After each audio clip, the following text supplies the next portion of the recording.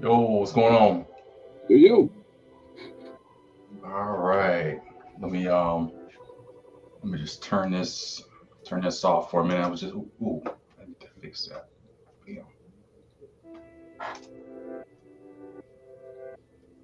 All right, all right. Looks like we're both on here. Let me just get set up real quick.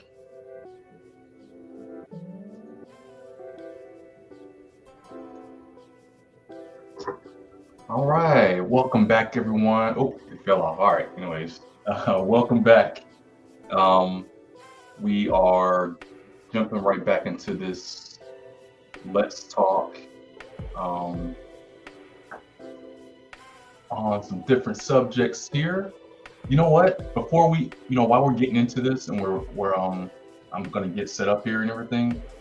Um, I would love to hear your thoughts on what you watched with Delicious in the Dungeon. Um, First off, I am cartoons. Welcome back, everyone. You see me. I was doing my art thing and all that kind of stuff, doing a live streaming. Got Closet Anime here with me. It's Freddie from Closet Anime, and we're just doing some Let's Talk collaboration videos here. So yeah. So like I was saying, I would love to hear your thoughts on Delicious in the Dungeon. yeah. So I picked it up as one of your uh, anime that you were watching, and you said you enjoyed it. I said, okay, I'll give it a shot. I saw it appear on Netflix. It was like something that was like, I think it was suggested or it was in the top feed, and Hmm. I would just always ignore it because it looked silly. And yeah, it actually was really good. I liked it all the way to the ending. Um, uh, it's a very interesting concept. I don't think I can really quite like say, oh, it's taken a lot of inspiration from this anime or from that anime. It kind of is its own standalone type of thing. So I like the uniqueness of it, the newness of it. It's a nice fresh take on, you know, the kind of cooking kind of anime because it was like cooking slash adventure. Hmm. Um, um, so yeah, I liked it. It left me um, thoroughly enjoying the anime and looking forward to the next season. I don't know if they've announced that they've been greenlit for season two or not, but yeah, Yeah, I haven't seen anything saying that they. I haven't heard anything about a second season, but I don't see why not. I mean, like I said, it's by Studio Trigger, and hmm did you see the style? Did you see a lot of that in there too? A lot of the once the action got going, it was like really in your face, dynamic fighting style, something like Gurren Lagann or Kill la Kill. yeah, I did get a sense of it. I mean, for the most part, if you hadn't have told me that it was from Studio Trigger, I wouldn't have quite put my finger on it, to be honest. Mm, hmm. Yeah. Okay, okay, fair enough. I am. Oh, window capture. Okay. Oh, I see. It's trying to capture. There we go. Got Kendra G. I figured we'd just pick back up on where we left off because it was already a really good episode anyway. Um, but move it up. There we go. But yeah, no, I really enjoyed it too because at first I was very skeptical, like I said before, when it came out, when they were hmm announcing it, and because I keep up on Studio Trigger, like every month I check and see what new stuff they have coming out, and I'm it's my favorite studio for, and I would say Studio Trigger and anything by Gendy Tartarovsky, the guy who did Dexter's Lab. Huh. He helped in Powerpuff Girls. He did Symbiotic Titan. Samurai Jack. Samurai Jack. Okay. His newer series he did was Primal. That was he's been Oh, Prime. Ooh, yeah. very familiar. I actually bring it up here. Uh, Oh, I started watching a little bit of that. I didn't get too far into it. Yeah, I didn't get too far into it. yeah, so they did 2 seasons and they got a season 3 in works now. Um, it is intense. It's just like Samurai Jack. There's like no dialogue, right? It's like grunts and like yeah. Right. That's Yeah. okay. That's why it was kind of just like I think I watched like I don't know maybe like 2 episodes of it and then I kind of just I stopped because like him and the T Rex start off as like not really friends. Like they're in like this symbiotic relationship, but like Hmm. they're like I'm still wanting to like come out on top. Like I want all the pros to be in my favor and none of the cons. And so like when like they're hunting, what the T Rex was like eating all of the kills. Yeah, that's awesome. Yeah, so I don't know. It was I'm if you enjoyed it, I think we got somewhat of the similar taste. I Hmm. might go back and look at it again because Delicious in Dungeons surprised me. Yeah, Primal, I started watching it, and like I said, I was just like, um, okay, they are in a codependent survival relationship. I mean, you know, T yeah, Rex, he's like the brute strength, he's the raw power, and then Caveman, he's like, it's kind of funny because like the Caveman is like the brains. And you, and you gotta that's funny. The caveman screams. Yeah, yeah, it's good. I love when he jumps on her back and they'll start they it's almost like Power Rangers. Like our powers combined, we are unstoppable. So you'll get on her back and she's just like chomping dudes down. He's like, with a spear. It's just with the stone spear, a stone tip spear. yeah, and they be murking fools, man. Especially when he gets this crazed look in his eyes. He's like, Yeah, because I think what was the overall like I guess like feeling of it is like he lost his family from like dinosaurs like killed them all, right? yeah, And then now how did the T Rex? Oh, the same thing happened to the T Rex. She lost her clutch of eggs. yeah. Or it was her eggs, right, that got hunted or predated on. It was her actual babies. They're like little mini Rexes, little baby Okay, Rexes. okay, yeah. Hmm. So Um, yeah, I watched it. I think like one, at least one. I believe I may have seen possibly 2 or 3. Like I think I gave it a shot, and I'm like, mm. well, let me ask you this: Did you enjoy Samurai Jack? Yeah, I was okay with Samurai Jack. Uh, It's okay. it's really like a hyper spin-off off of that. Like, because some episodes there was no dialogue; it was very stylized off of, and that's how Gindi is as a director. He focuses on sounds and movements with almost no dialogue. There were some episodes like that in Dexter's Lab as well. It was Mm. like, and you're like looking, it's just very. It's like that's kind of funny, but if the room was really quiet, what would you hear? Um, but then, like I said, primal, so it's very intense. But I would say definitely, give it a try. But don't push yourself into it. If you're not into that style, it's not gonna be worth it. Um, but so I brought that up because to say another one that's out there that he did is Unicorn Warriors. This is his newest series. It just came out last year. Um, they're probably gonna have a season 2 here soon, hopefully.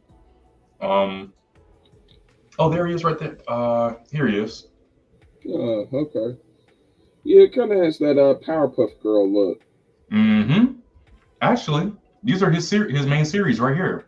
He did the Star Wars Clone Wars anime back in the day when Star Mm. Wars was really big. And he did Samurai Jack, and this Symbiotic Titan, and Primal, and now he has the Unicorn Warriors. Um, Basically, to give you a real quick gist, these warriors, there's three of them, and they're Mm. eternal. They have their own powers. One's like a psychic, almost like an interdimensional psychic, basically.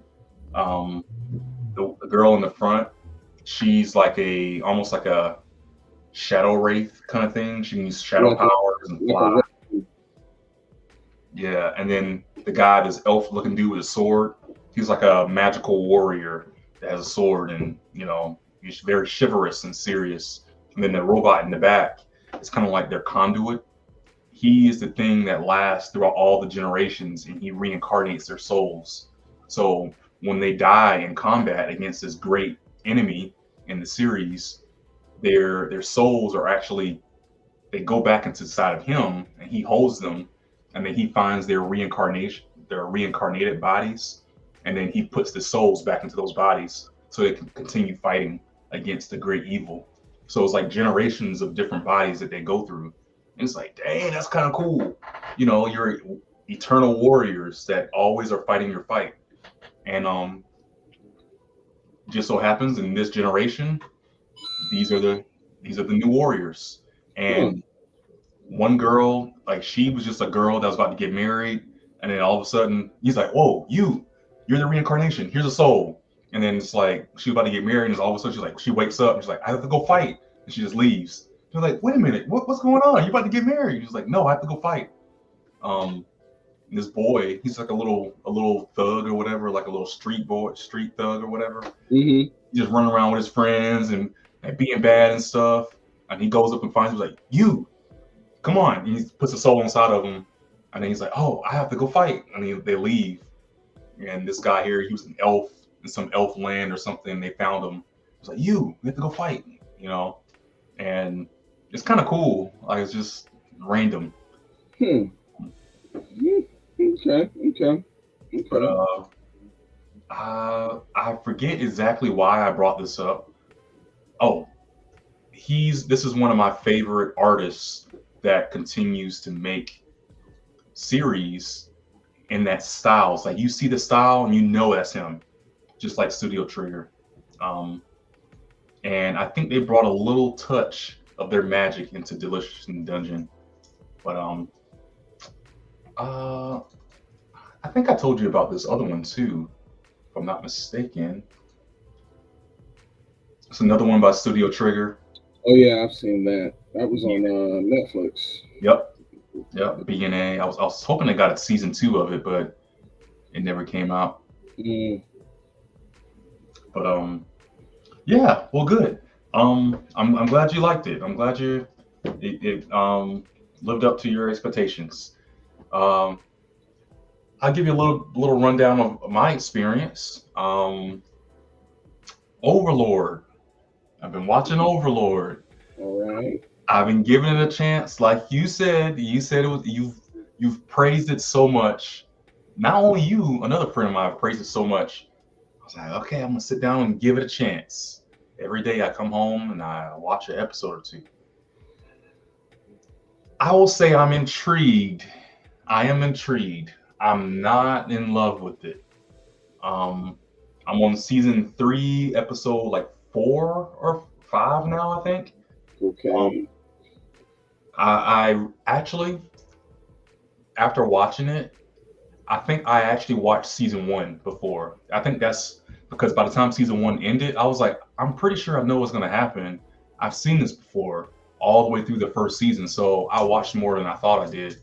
Um, season 2, season 2 was okay, but then at a certain point, it stopped following the main character because I guess his henchmen were going out and doing things in other towns, and it was setting up like a through story where he's kind of like taking over the world by one region at a time, and these different, like this town over here, he helps this town, and then these lizard people came. That really threw me off. these lizard people for like 4 or 5 episodes. It was going through a war. Mm-hmm. I was like, what the hell is going on? Like, where is the main character, Ainz and Mormon or whatever Yeah. name he's going by now? He's like 3 or 4 different names. Yeah.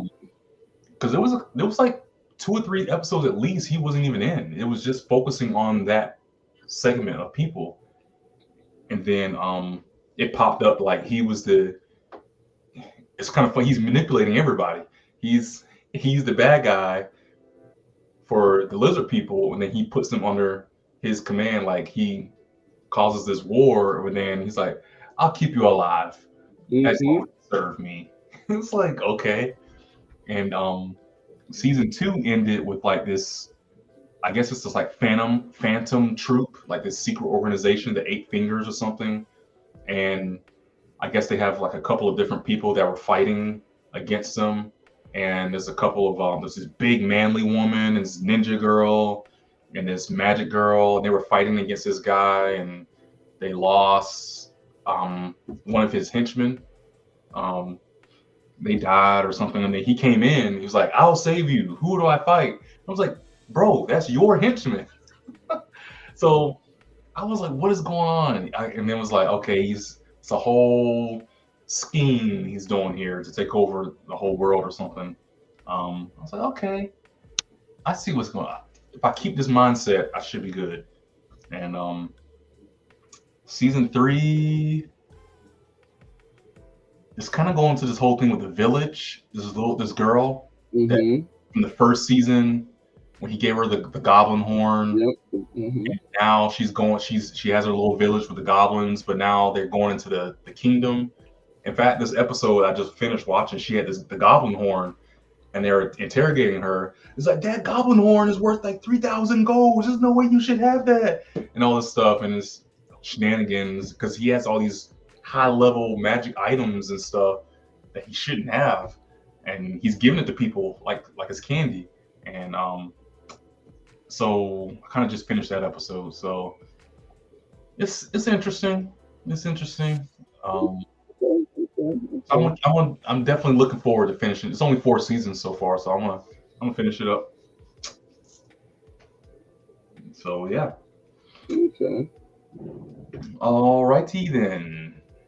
Well, any comments on that or anything before we move on? You know what? I'm okay with that. I'm okay. It might not be like uh, it might not rank in your top anime tier list, but if it's piqued your interest and you're intrigued with it, and I mean you've stuck with it for 3 seasons now. I think it's currently only in its fourth season Mm-hmm. right now. So cool, cool. Okay. All right. So going back to Kendra G. I think the last little portion. I'm just gonna go back to. I think she just finished this interview with Oh yeah. this man who is actually a woman but has never been with a woman because they need a man, but she's a woman being a man, but she thinks like a woman. Oh man. That was wild. Yeah. So let me know if you can hear it. Mm-mm.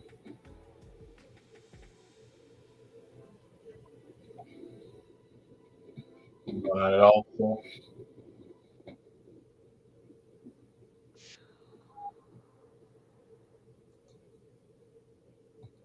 So, nothing. Nope. Wait, there was a way that we did this. I think there was a way that I set this up, right? Oh, it was, yeah, I had to plug in my headphones, I think. It was something like that. Yeah, I do recall it was some type of special setup that you had to do. throw these bad boys in. And while you do that, I'm gonna grab water. Yep.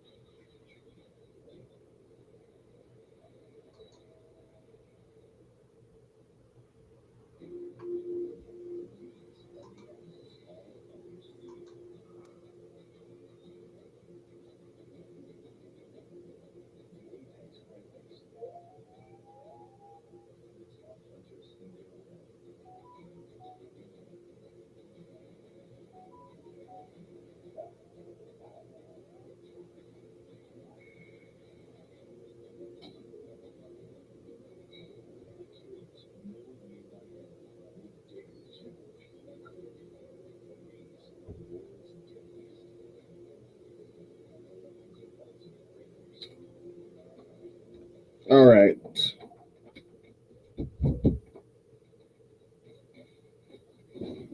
Boom. We're back. Oh, wait. Now I can't hear you. Okay. Yep, that was a thing. Oh. Okay, now I can hear you. You can? Okay, good, good. Can you hear this? Yep. It's still there, cousins. Okay. It's still there. Okay, perfect. Well, I'm going to pray for you. You hear me pretty clearly as well? Yep. Okay, thank you, Great. darling. All right, bye, baby. Bye, baby. There were a lot of comments. I wasn't able to get to all of them. Billy the Kid just say, Kendra, you made a valid point about discrimination aspect. If you didn't allow those with mental health issues on the show, this is just hard to watch. Ask if he is taking all his meds. Listen, I hear you. I remember this part. Let me tell you something, you guys. I sit here and I had this conversation with my best friend yesterday. Y'all, I get energy in all ways. And there's no way to please everyone. So I don't try. I don't try to please everyone. I just be myself. And if you rock with it, you do. If you don't, you don't. But I sit here and I know that no matter how I do it, if I only have a certain type of person on the show, then it's like, oh, Kendra doesn't allow people who don't fit what she considers to be right.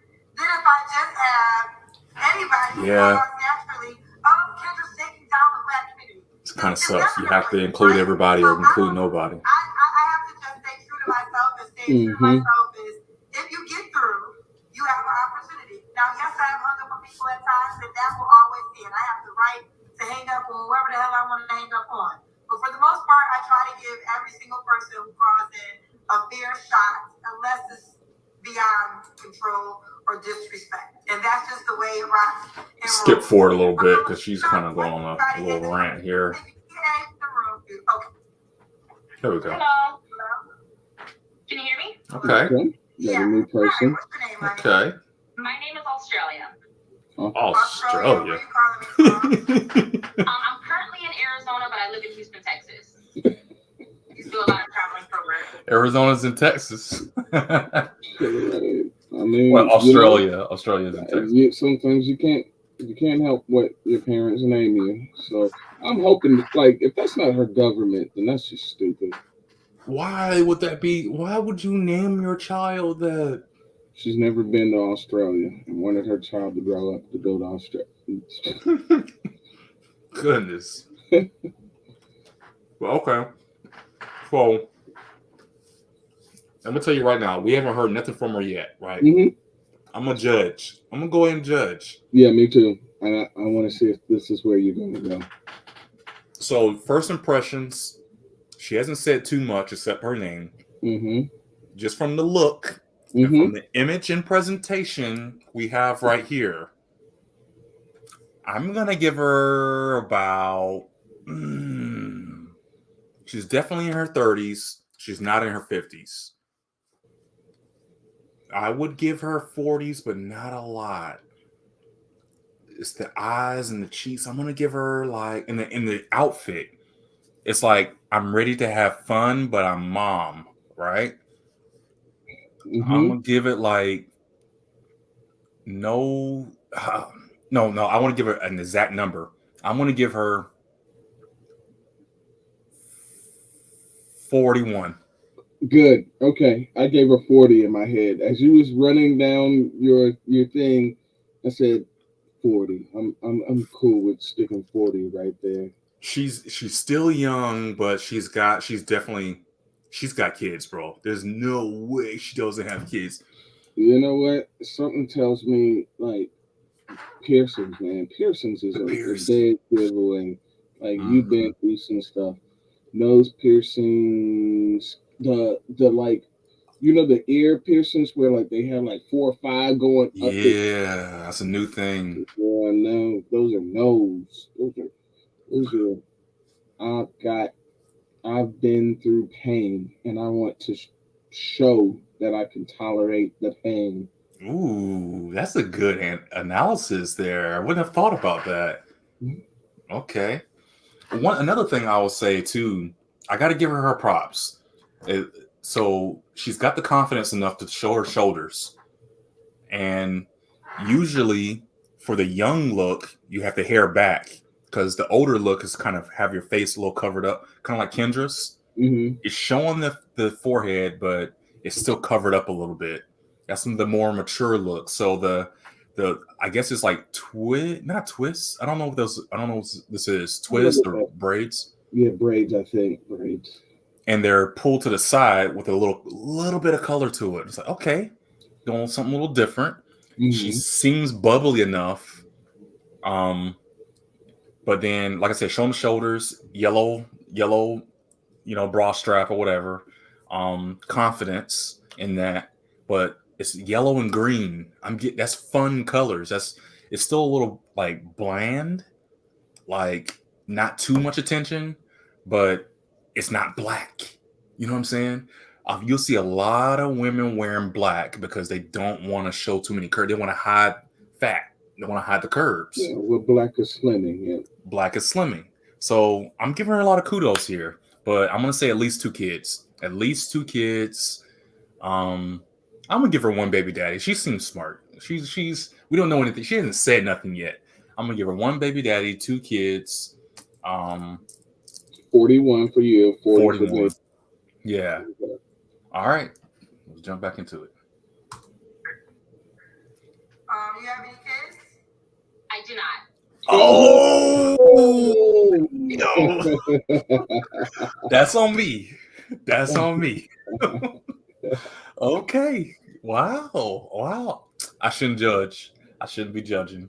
All right. I mean, it's a human instinct. So when people say you shouldn't judge, it just means you should be willing to be wrong. Really, I think everyone judges. Like you see a dark, unlit alley, and do you say I shouldn't judge? That might be a nice alley to walk down. Hell No, no. I'm you judge judge. all day. Hell You, no. you judge. Yeah. So yeah, for human evolutionary reasons, we judge. I So see. judging it's okay to judge, but you should always be willing to be wrong about the judgments that you make. You know. That's on me. All right, we got Australia, Arizona, Houston, Texas. No kids. How old are you, love? I'm 31. Oh my Oh, goodness! we were so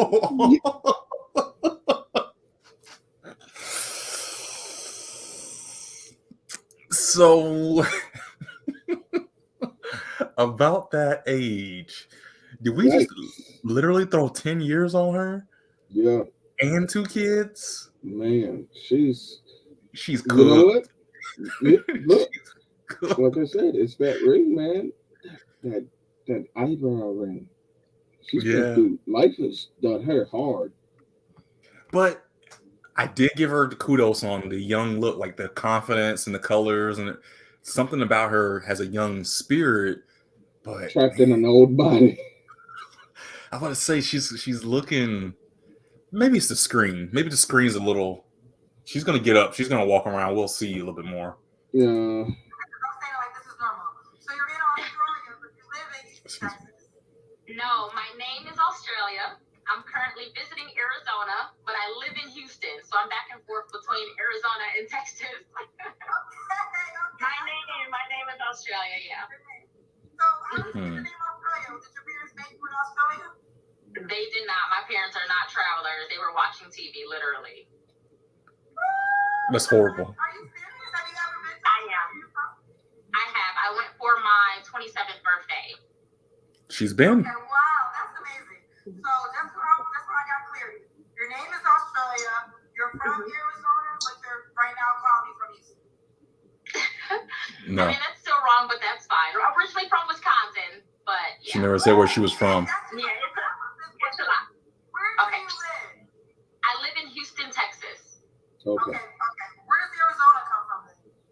Listen. I'm currently in Arizona and I travel back and forth. Okay, that's what it is. So you live in Houston, Texas. Okay. No kids. What you do for a living? So I'm a serial entrepreneur. So I have a recruiting business. I do logistics. I'm in real estate a little bit, but my passion is in recruitment. So that's where I spend most of my time. Interesting. Okay. I gotta comment on that a little bit. Yeah. So I've been hearing a lot of people say in these videos, these pop the balloons, 20v1s and stuff like this. What do you do for a living? I'm an entrepreneur. Or a serial entrepreneur. What? You ain't got no job? That's what it sounds like. You ain't got no job. That's what it sounds like. That's initially what it sounds like. That's initially how it's received as well. But I mean, regardless, even if you are doing like, let's just say she has like 2 rental properties, right? Okay, that you are in rental property, and then let's say she's got like a full-time, 9 to 5, something that's her main income bringer, and then let's say she's doing something else on the side, like she does hair, I don't know, or sells lashes or bundles. Mm-hmm. Cool. All it means is that she has little to no time for you. Ooh. That's all I heard. All I heard is I stay way too busy to have anyone be of any significance. Yo, I wonder if that's going to come up. With you saying that, I would be very elated to see her actually say that. Or Kendra say that about her or something, Let's see. So I don't really follow horoscopes, but I am a Gemini. Okay. Good. That's good. All right, fair enough. She seems She cool. lives in Australia. She lives in Houston, Texas. No kids. Has her own recruiting business. A serial entrepreneur. Girl, why you single? 31. Doesn't believe in zodiac signs. What? No kids. What kind of man? Have you ever been married? I've never been married. What kind of man you looking for? So people think that it's funny when I say this, but myself in male form. So like I'm very communicative. I'm a hustler. Like I'm driven. I'm very logical when it comes to thinking and just experience in life. I'm very cultured, so I want that in a partner as well. Okay. Interesting. What are your deal breakers? A man who doesn't want children, someone who is not self-aware, someone who just doesn't have the mentality to continue to grow as a person. Okay. She's saying all the right things. She's saying all the right things right now. I ain't heard a bad thing yet. No. Except Australia for a name, but it's exotic. We can work with that. Yeah. So. She look a certain way. Taller than me with heels, so that will be at least 5'7". Okay. All right. She kept realistic with the height. But I'm open as long as he can pick me up. Whoa. Okay. Oh, you wait.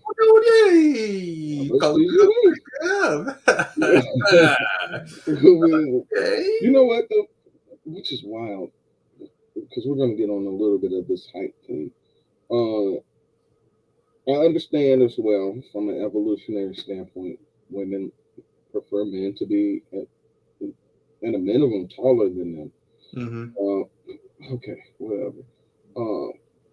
I think it gets ridiculous when you got like 5 foot nothing girls looking for 6'2+ guys. It's like, yo, that's wild. Yeah. you could ride off into the sunset with a 5'5" guy, and you're 5 foot nothing. And even if you're wearing 4-inch heels, he's still taller than you. But Yeah. get out of here! Like that's wild to me. Silliness. Absolute silliness. Yeah. So that gets ridiculous. So when she kept it in a realm of, what she said, she was what, 5'7". 5'7", and she was okay with. Wait, no, she was okay with a guy who was 5'7". Exactly. So Yeah. Okay. she's probably shorter than that, 5'3", 5'4". And that makes sense. She's saying a lot of the correct things. She ain't saying nothing wrong. Yeah, I need to know why she's single. Exactly. I gotta hear it. That's the thing. Do you make a certain amount of money?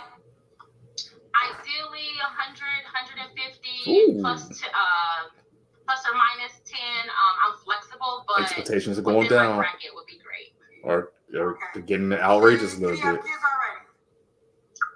Ideally, no, but I am okay with one child over the age of 5. Okay. Is your desire marriage? My desire is marriage, yes. I want a family of my own. That's why I don't have children. Hey, Okay. good. That's smart. Okay. See that Kendra can. I was still working, so. Girl, you knew you was coming on. They always do that. I got all the Can you see me? Oh, Okay. Mm-hmm. Okay. You look good, honey. we can work with it. We can work with it. This is Yes. Australia. This is Houston, Texas. You want the guy to be in Houston or does not matter? He does not. I travel and I travel frequently, so I can get up and go whenever. She got no time for him. When was your last relationship? Technically 5 years ago. I was in a situation a couple years ago, like back in 2021. I hate that. They never. I think we talked about this before. This is not a good question. This is not a good question, because you say I am so glad that she is answering the question the way it needs to be answered, not the way that she's asking it. Because she's asking, when was your last relationship? And it's easy for me to, gotcha, 10 years ago.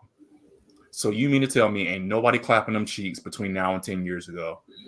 Well, it's gonna be the last time you were intimate, which you don't have to answer. You can be like, I plead the fifth, and my last relationship was 10 years ago. So therefore, any traditional person is gonna think you last time you had sex was 10 years ago. But we all know there's a such thing as situationships, one night stands, friends with benefits. It doesn't count because it only lasted a month, and you know what I'm saying? It's like, so thank you for answering the question the way it needs to be. And another reason why it's a weird question is because we know, like, in a real, I guess in an ideal situation, if you tell me the last relationship that you've been in was 6 months ago, a year ago, 2 weeks ago, 3 weeks ago, whatever it is, whatever that date is, and then Kendra's follow-up question is, when's the last time you've been intimate with someone? Correctly, the right answer would be your previous answer. Yeah.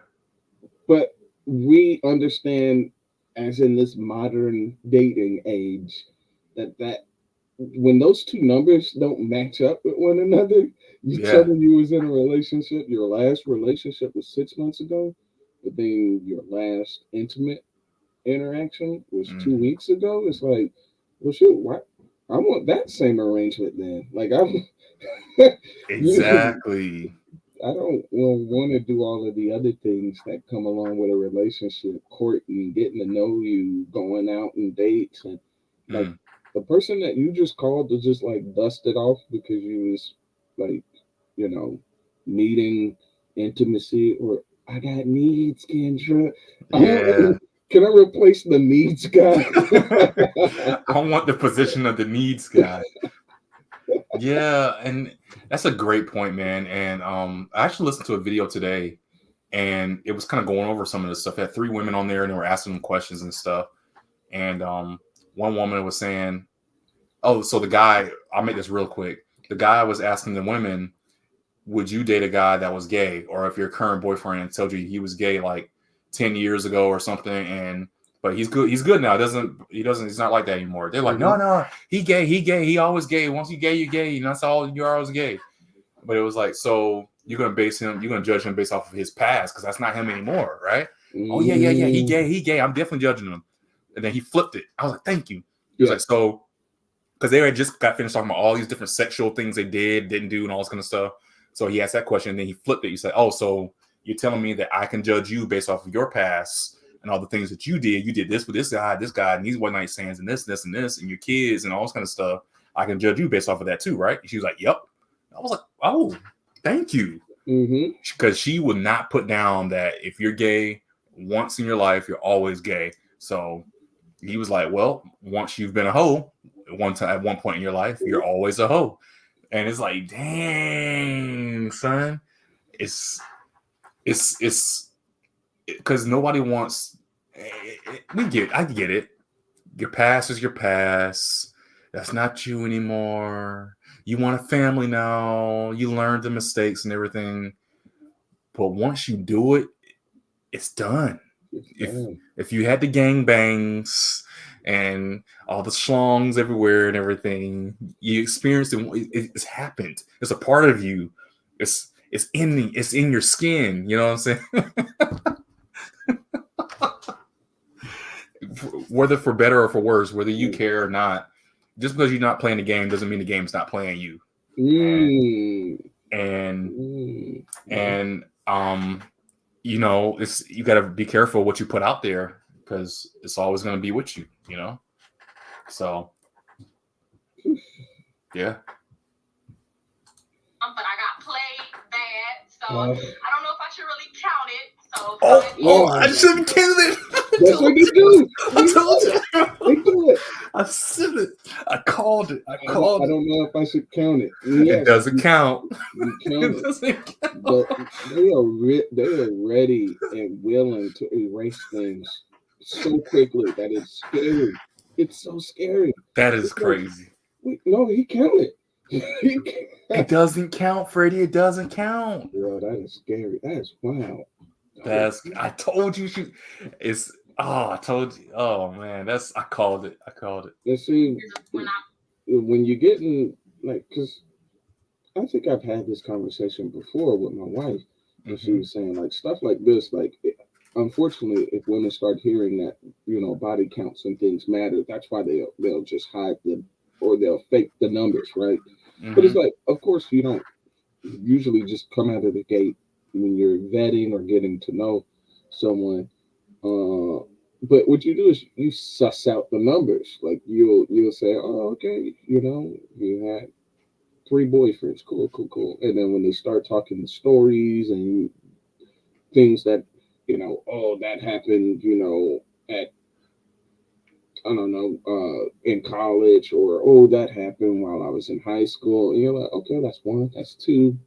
Oh, and then there was blah, blah, blah. It's like, okay, now we're at 5 now. You told me 3 relationships. Ooh. These numbers ain't coming up the same.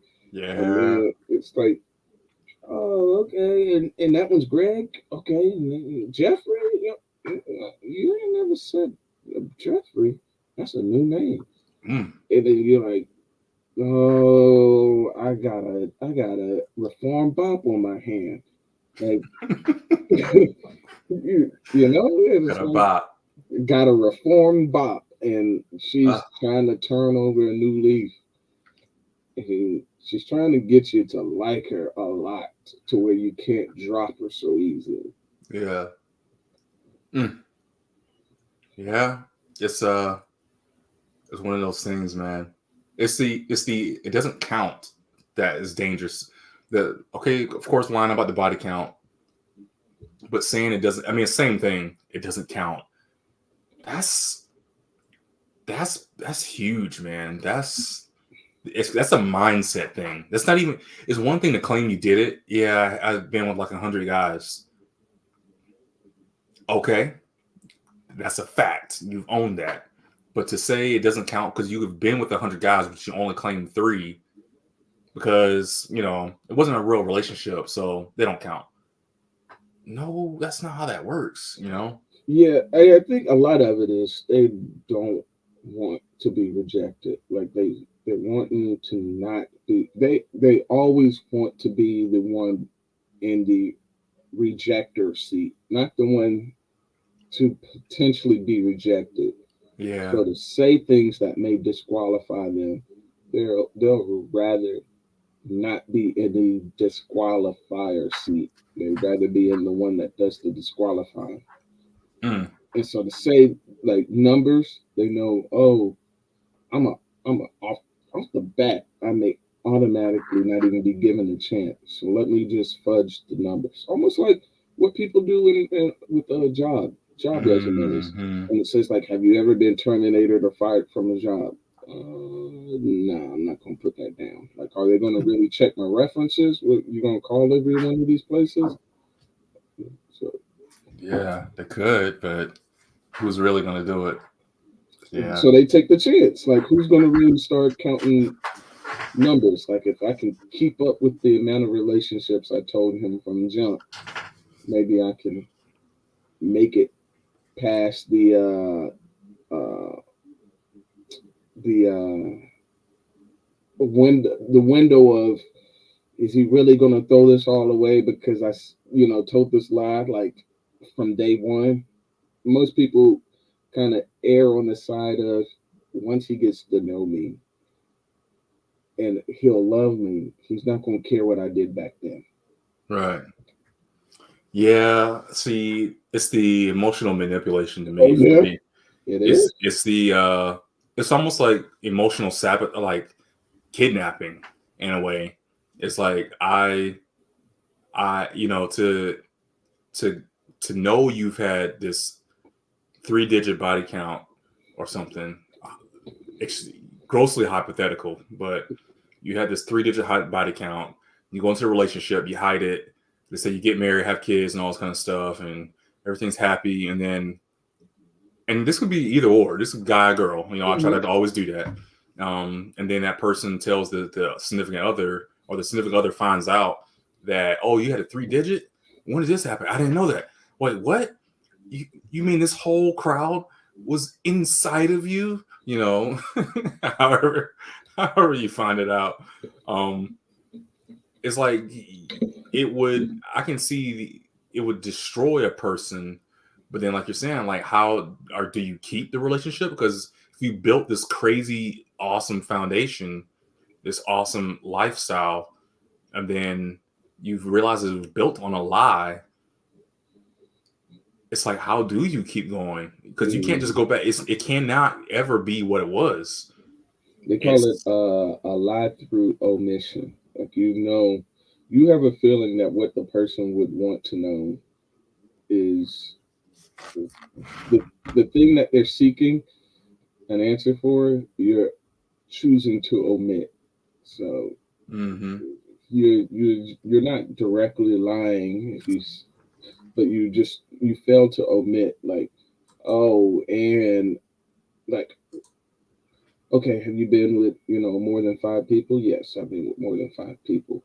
Okay, have you been more than 10? No, I haven't been with more than 10. Okay, all right, you ain't got to tell me. It's cool. I'm okay. But she knows. Okay, should I really tell him that I messed with his dad or his brother, or it's like, nah, I'm just gonna take that to the grave. And it's like, yeah, and it's like, that if he had known that information, yeah, he would have just dropped you. But she decides that through omission, you didn't ask me, so I'm not going to tell you. So that's crazy. All right, let's see what else you got to say. I was in a situation a couple years ago, like back in 2021, but I got played bad. So I don't know if I should really count it. So 5 years is when I was in an actual relationship. A couple years ago, you said it was a situationship?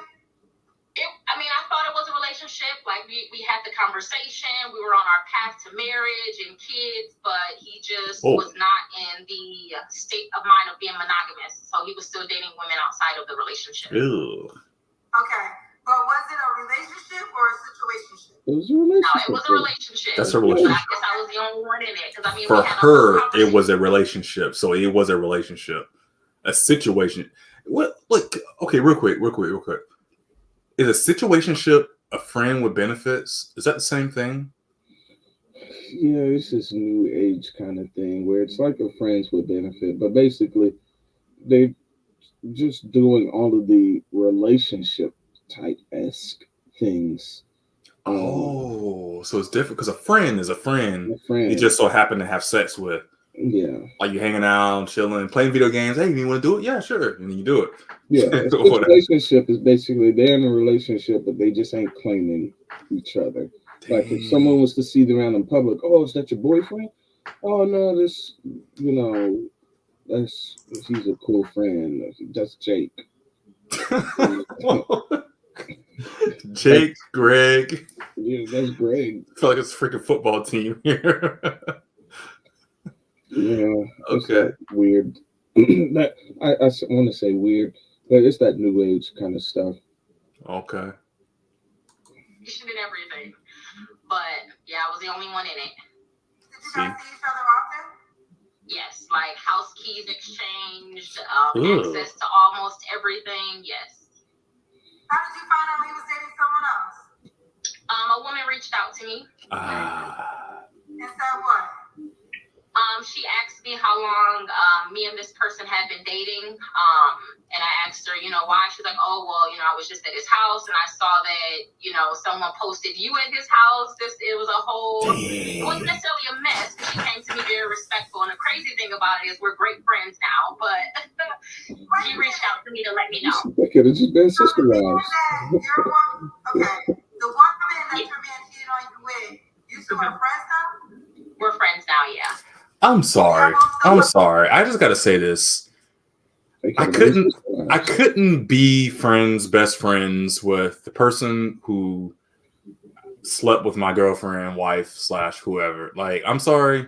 That I don't need to exchange notes with you, bro. Like, I don't. This isn't a thing. Like, we're not gonna bond over, the vaginal action. You know what I'm saying? Like, that's not a thing. And I don't understand how women do that. Like, oh, girl, he was cheating on you with me. Let's be friends. What?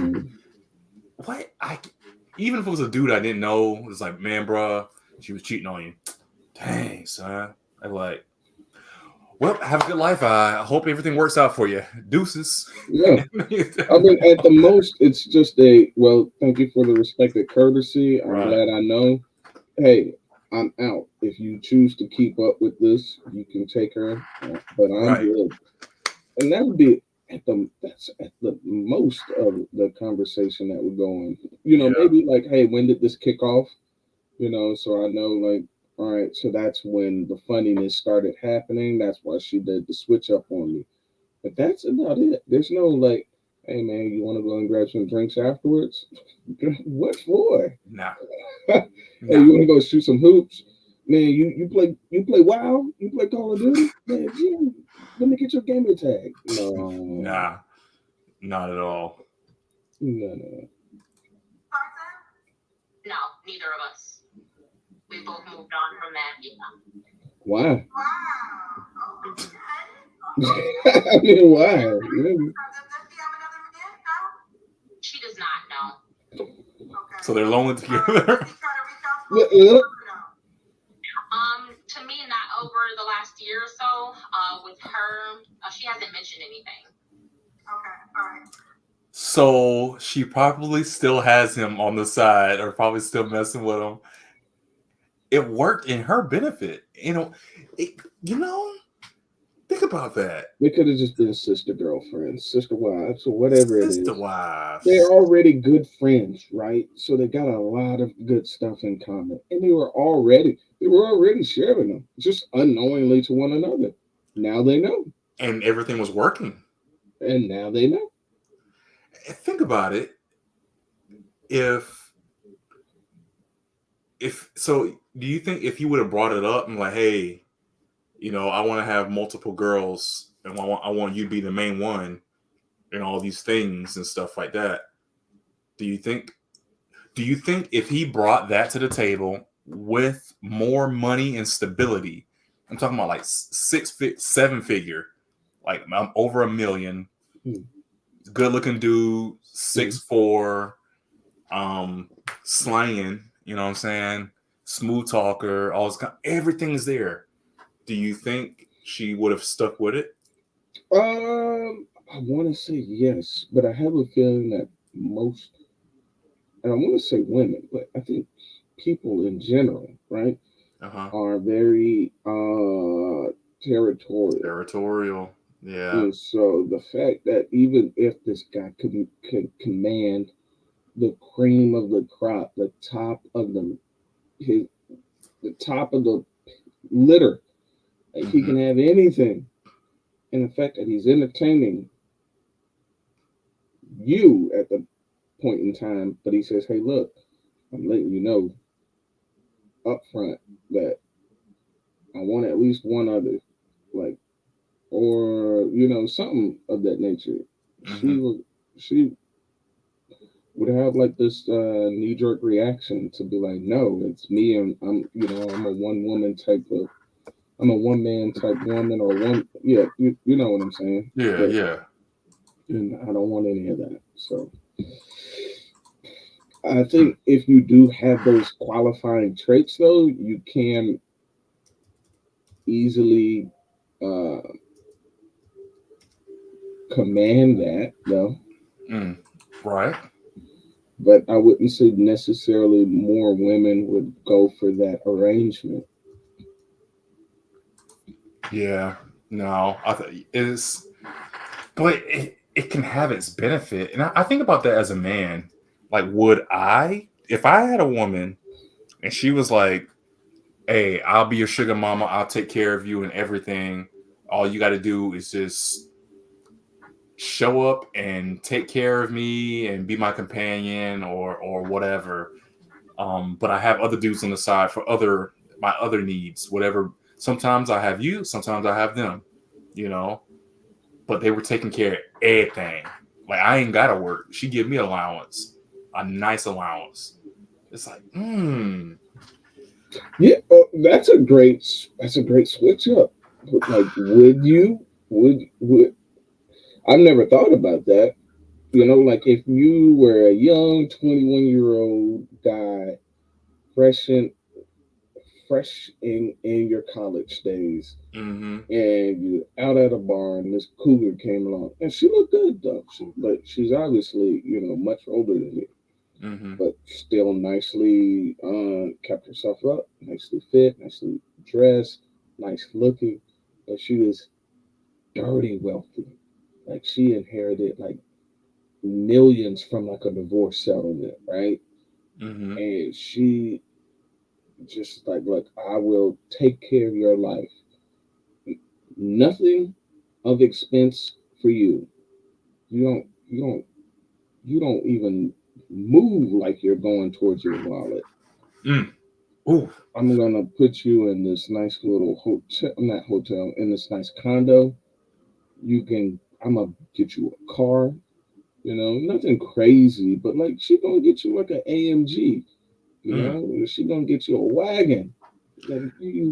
Wait, is she fine though? Like she looks good. She looks good. I'm not gonna put you with a busted and ugly. Not a busted. No, she looks good. She looks good. She paying everything.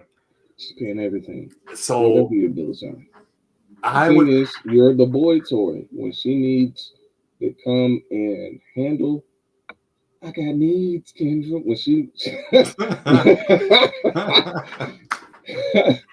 and then like if she's got functions, if she's got things that she wants to go to and have a nice little arm candy on her arm, you got to get dressed up. You got to get dapper. But she's paying for all of that, and she's taking you out to show you off to her other cougar friends. Ooh. And I get to see the other cougar friends. So there's two conditions I would seriously consider. Number one is being this young, because I know it's not gonna last forever. Because if she can't give me kids, it's not gonna last forever. Yeah. So the first thing I would need to even entertain this is the idea of knowing that I'm going to experience things. She's going to show me things. You know what I mean? Mm-hmm. Like I'm going to, the money, the dapper, seeing all the events and going places and stuff like that. At that age, I would love to experience as much as possible until I'm going to leave her. I'm going to leave her because I want kids. If she can't give me kids, that's like one of my top, that's the number one necessity. But the second and most important thing is she has to make me some type of special. I have to be on some sort of pedestal for her. Maybe not. I don't have to be the sex toy. I don't have to be maybe I am. Or maybe I'm the you make me feel complete toy. Or maybe I'm you're the best looking man toy. Or the smart toy. Or whatever toy I am. I want to be known as that special thing. And I will be that. Even if she's lying to me. Like, Well, Terry, why?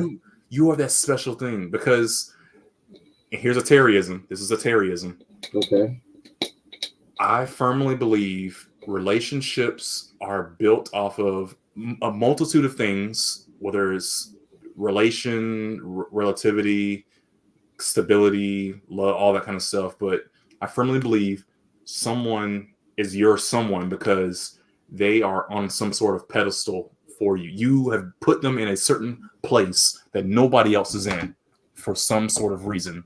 And that's the only way a relationship can thrive forward. Because if you're not special to me, and I'm not talking about respect, I'm talking about a special someone, a special position, then you're just anybody else. And if I'm just anybody else, then it's like respect, but a higher level. If I don't have that title, that high level of respect of being special, then I'm going to run away from you.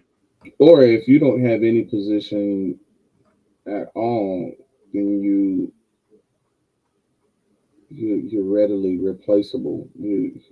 I'm replaceable. You're just background character number one.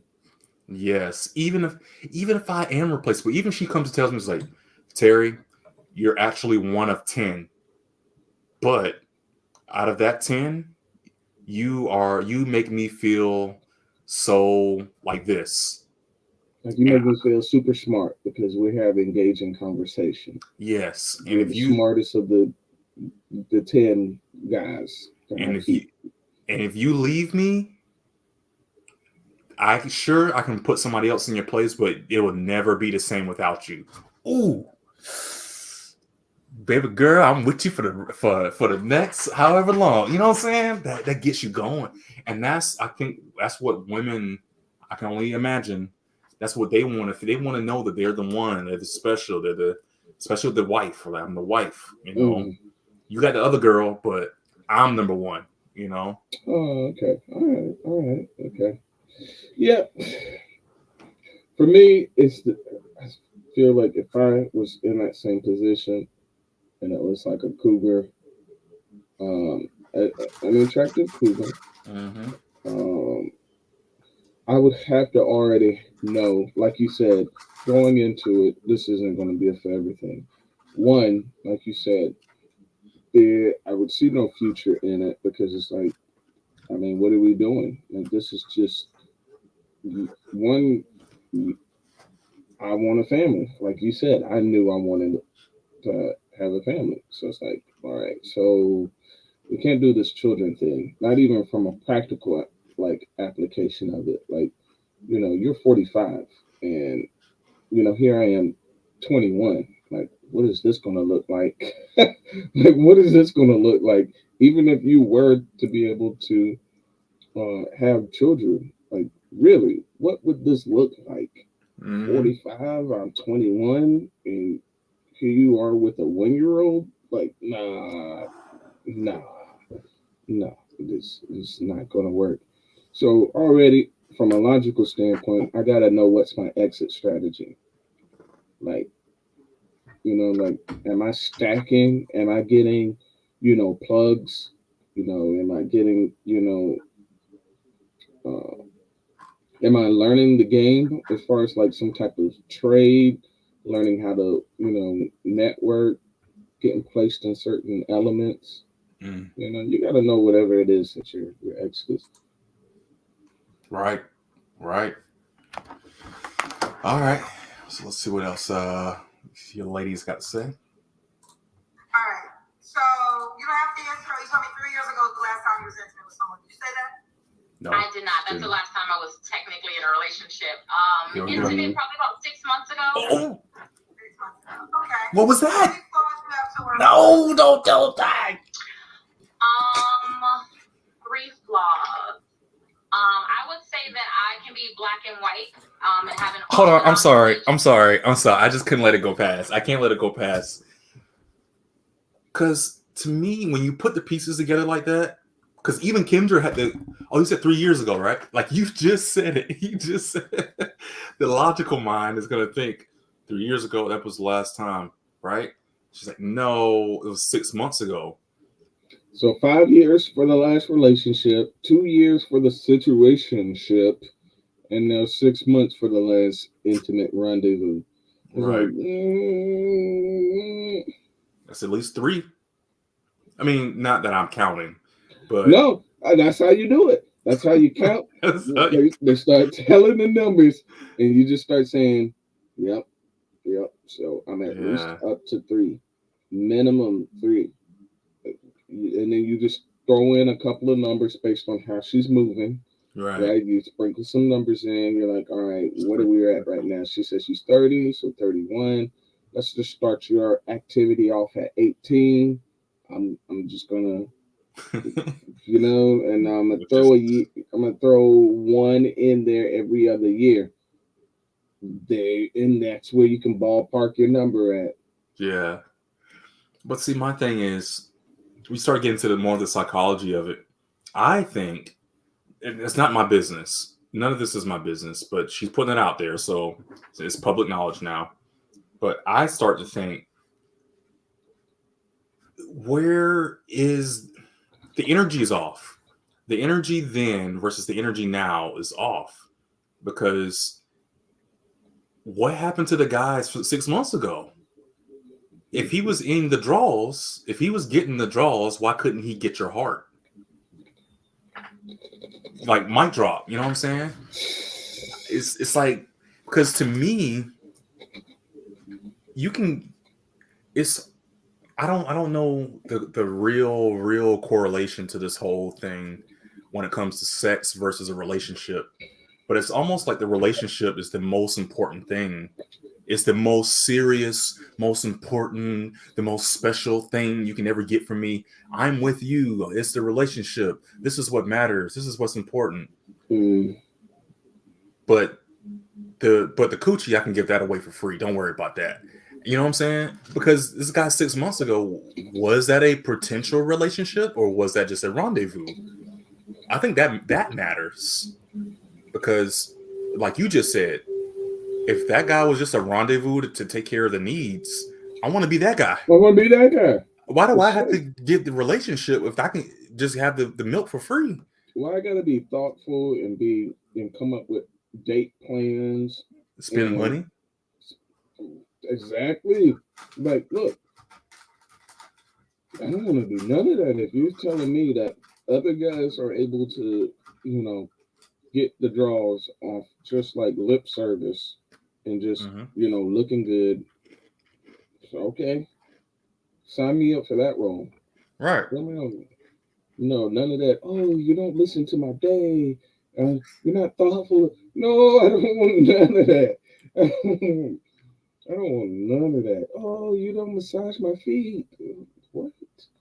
Mm. No. What did the last guy do? What did Mhm. he do? Oh, he just came through on a early morning. I want to do that. That That's what I want to be.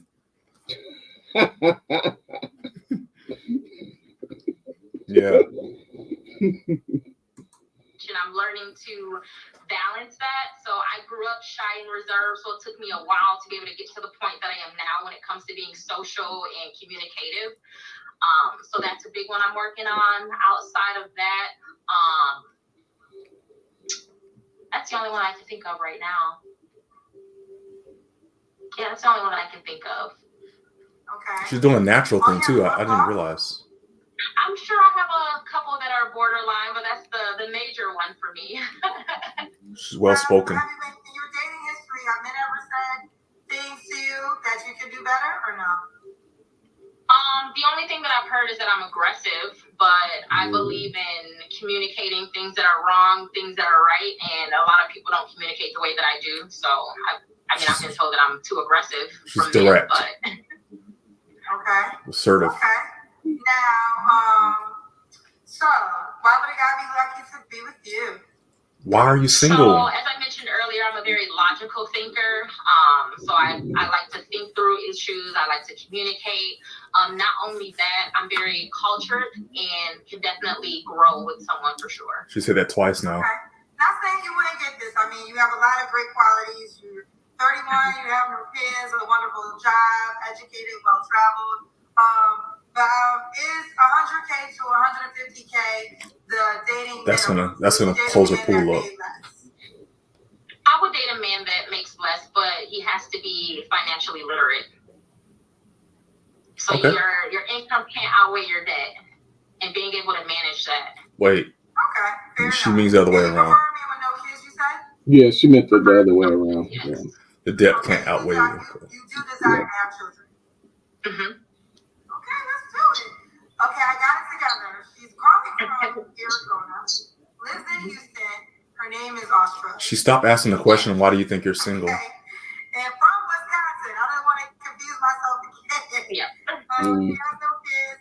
She's a serial entrepreneur. One of the things that she owns her own recruiting business. It's the time management, really. I believe in zodiacs, 31. Must be. How do you have these many accolades and not have a man? I don't get it. I told you. And the last one, it's always the, ooh, something's wrong here.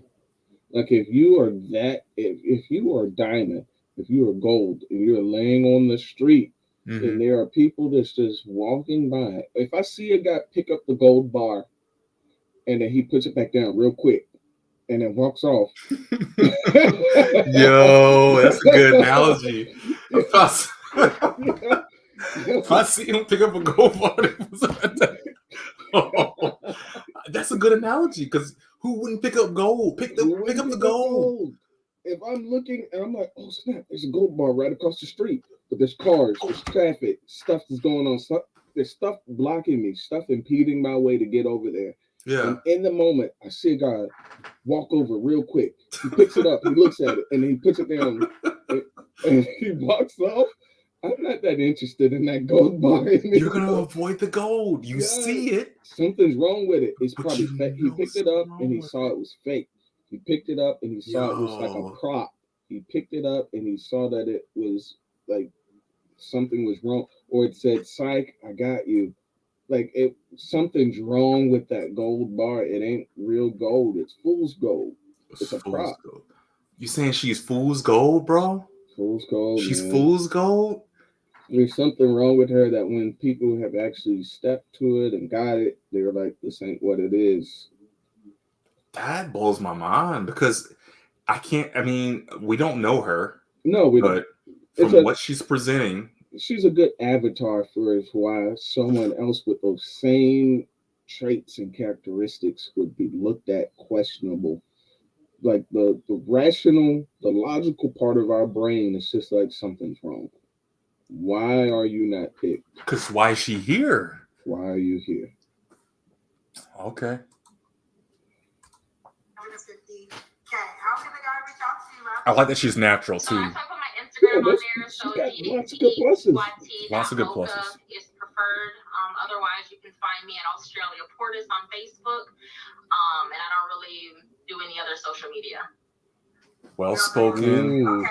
Well, listen, you keep me posted how it goes, love. Okay, thank you. You're welcome. Have a good night. You too. All right.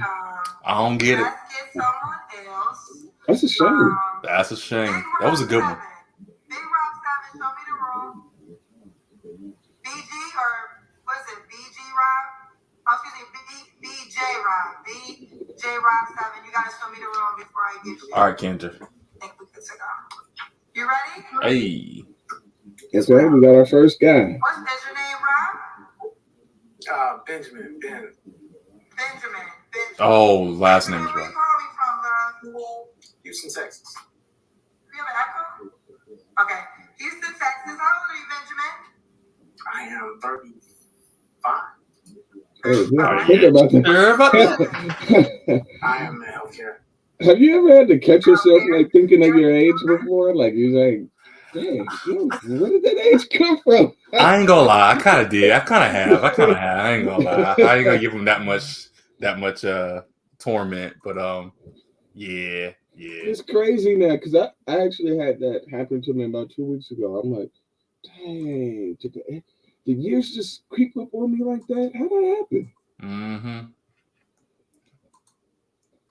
Because it's not like every day you're saying your age. So Nah, especially if it doesn't feel any different. mm, Like, I mean, I just turned 36, so it doesn't feel no different from 33 or 32, really.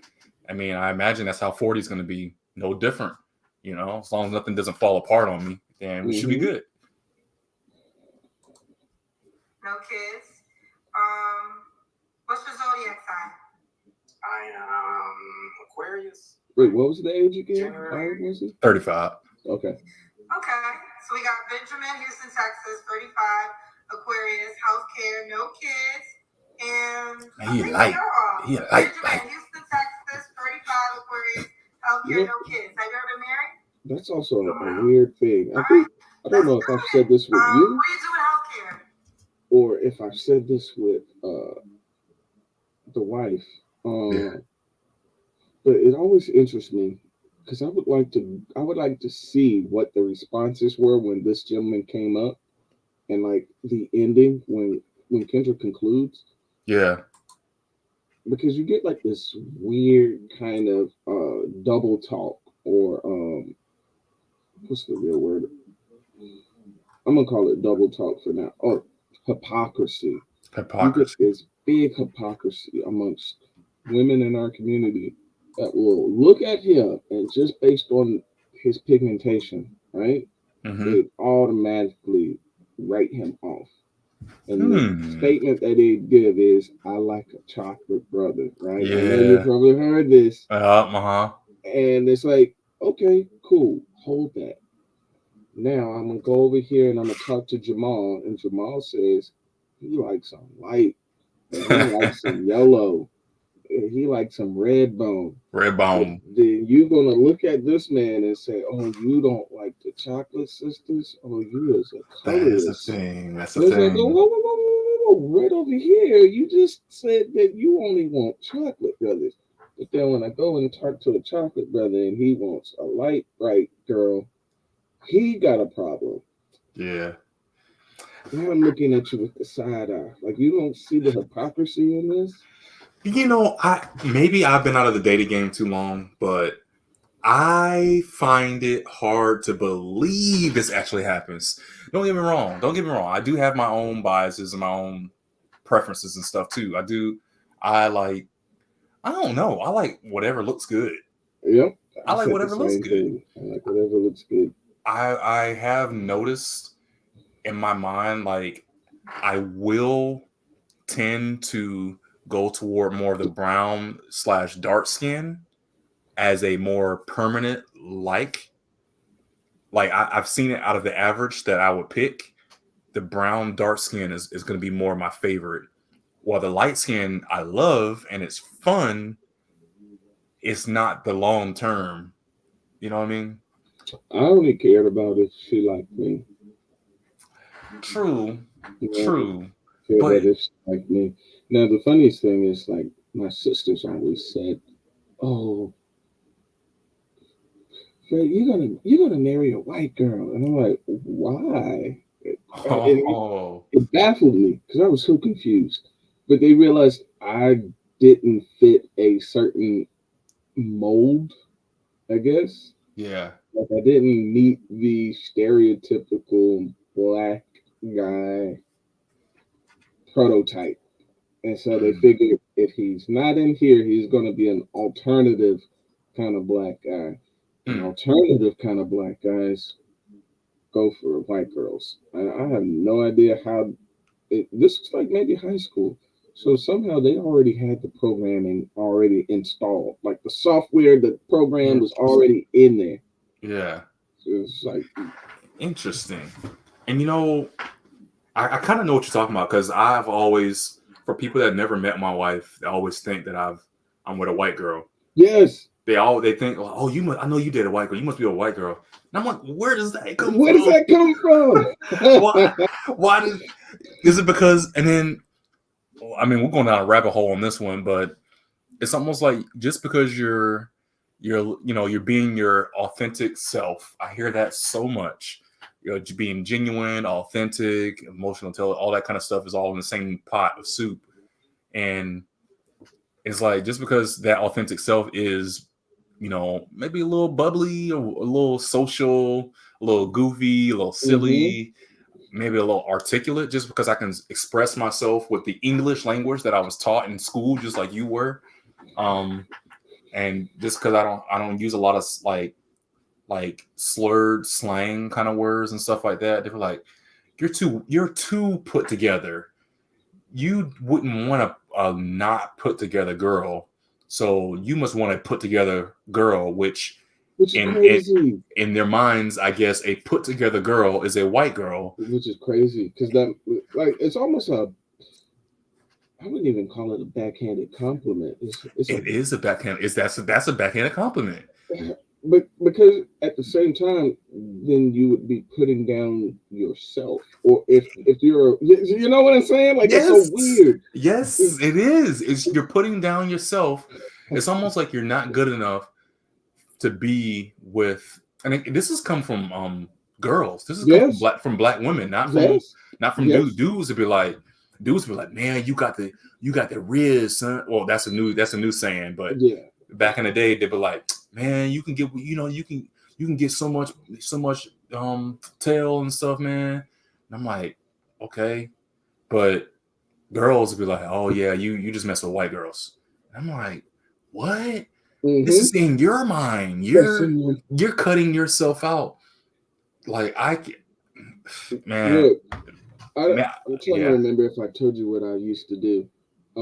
But in my previous employer, Mm-hmm. like I was in a lot of customers' homes, Mm. and I swear, like the moment they see the ring, and it's a let's just put an age on it. If she is about 37 and older, she's about 37 and older, and it's a black woman.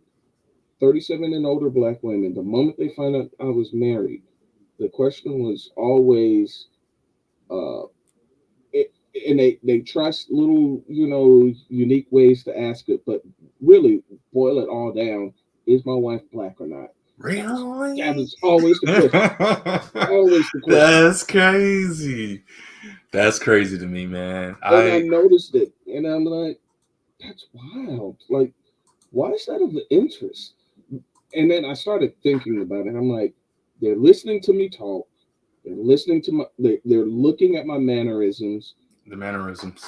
and they're like, "There's no way he's married to a black guy." And I mean, Mm. a black woman. And I'm like, as a black guy that presents a certain way, like, why would you not think that my wife could also be black?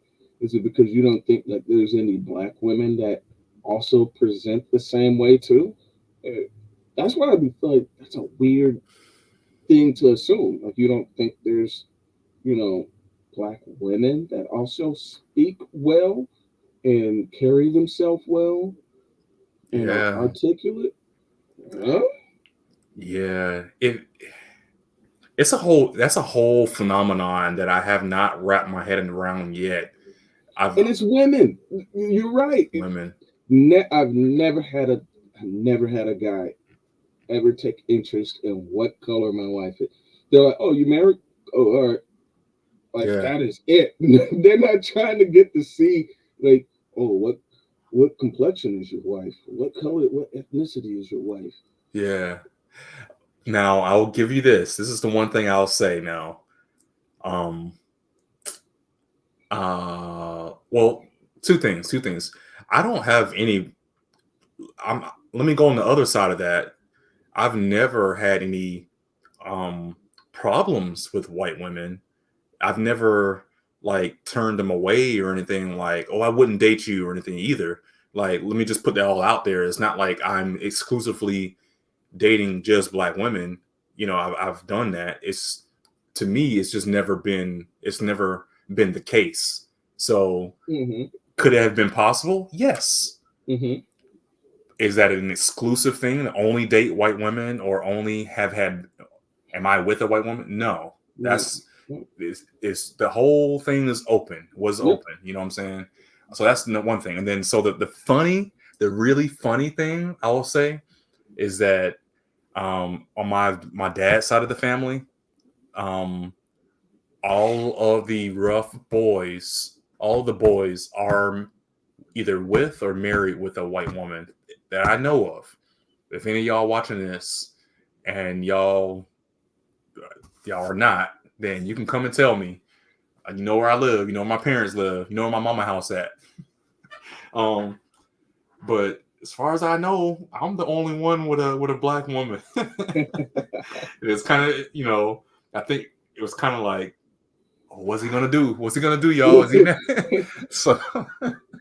So he's next up to bat. Where's he going? Yeah, and I'm like one of the younger one. In fact, the one that's younger, the other rough boy that's younger than me, I think he's with a white girl. Really? This is news to me. Yeah, no, but Terrell. I'm not saying I'm talking about. I'm talking about like when I say the rough cousins. Yeah, I'm talking about the cousins. All the cousins. They're all as far as I know. But yeah. So it almost. I'm not gonna say it almost happened. It didn't almost happen, but I'm saying it was a close call there when you consider the odd. It's like, man, that's the trend. So yeah, the trend was there. The trend has already been set, and he's gonna. It's scary, y'all. It's scary. All right, let's see what this light-skinned brother got to say. I'm a ICU tech and a neuro ICU. All right. Hi, Benjamin. What kind of woman are you looking for? I've already seen in the chat they calling this man DJ Envy. Somebody that is grounded, that is bad eye contact. Really has more of a head on the shoulder. That's away from the I guess the day to day that goes on. He's not paying attention. Like, I don't want anybody that's really in the limelight. If you kind of can understand that, but I'm not really looking for somebody that's. Is he okay? Really kind of out there like that. Is he sad? I'm not really out there. I'm looking for somebody that's God fearing, that has Ninja spit it out. about her life. That's kind of. It's not really low self-esteem. So. He nervous. Okay. What are your deal breakers? I'll be sure. That's funny. I guess a lot of children. Like I don't have any kids, so I mean I'm looking to have somebody that's kind of has a head on her shoulder. That is, I mean, to have a bunch of ties down. He's not paying attention. As far as previous So children. does he have any kids or no kids? What's the preference? I mean, one. I mean, I can understand one. But I'm not really looking for. I've dated people with children. That's definitely didn't work out at that time. So I kind of been trying to stay away from that. Women with children. Okay. So one kid max would prefer a woman with no kids. Should she look a certain way? Confident, really. Anything that's as long as she feels confident Somebody in said herself. he can't make eye contact. Not really. I don't know. I see what they mean, but I mean, you're on a computer, so what is eye contact really? Look us in the eye. It's just like the focus. It's like, to me, either he is really nervous and fidgety and he's all over the place and he can't focus, or because I mean Kendra's doing it. She's focusing. You know, you look at when you're talking, I'm actually looking at you on the screen. You know, as you're talking. It's kind of like that. It's like, where are you at, sir? You know, because to me, it look like he's on the phone or something. And he's trying to like think and talk at the same time, or is he he's looking? Where is he looking right now?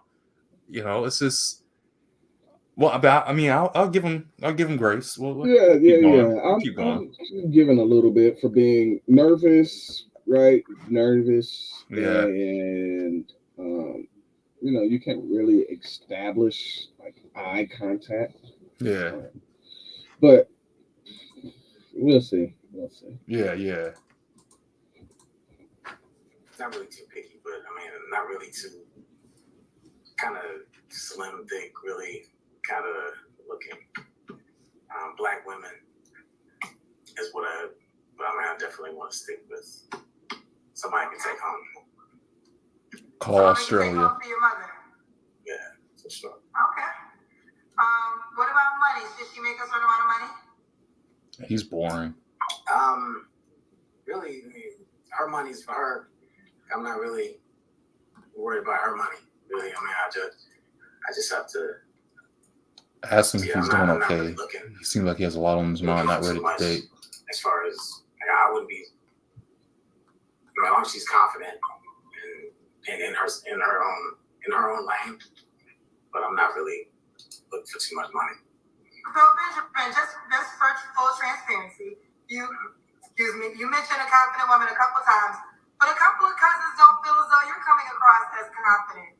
That you know that you aren't, and then someone even paid for me to ask you this question. Billy the kid said, "Ask him, are you doing okay? It seems like he has a lot on his mind and not ready to date. Hope all is well with you, King." So some people are wondering, are you confident yourself?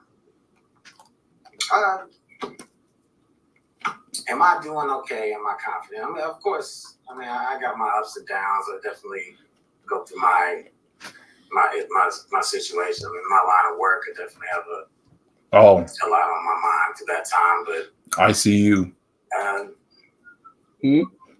He works in the ICU. I've been kind of in my own little shell for a while. So I mean, I guess this is my attempt at breaking out of that. Okay. Well, fair enough. Well, we're happy that you breaking out of your shell. We're happy you're breaking out of your shell. Let's do the cute. He's reading the comments. I think he's reading the comments. That's what's distracting him. Yeah. Oh, he's an artist. Yeah, he draws. Yeah. I peeped the easel. Okay. Yo, what about him in Australia though? You know? Okay, I love that you got the angle set up for the Kendra family. We can see the full body. All right, we see you, Benjamin. I think if he fixes hair, looks like you're in good shape. he'd be I'm straight. assuming you want kids one day, correct?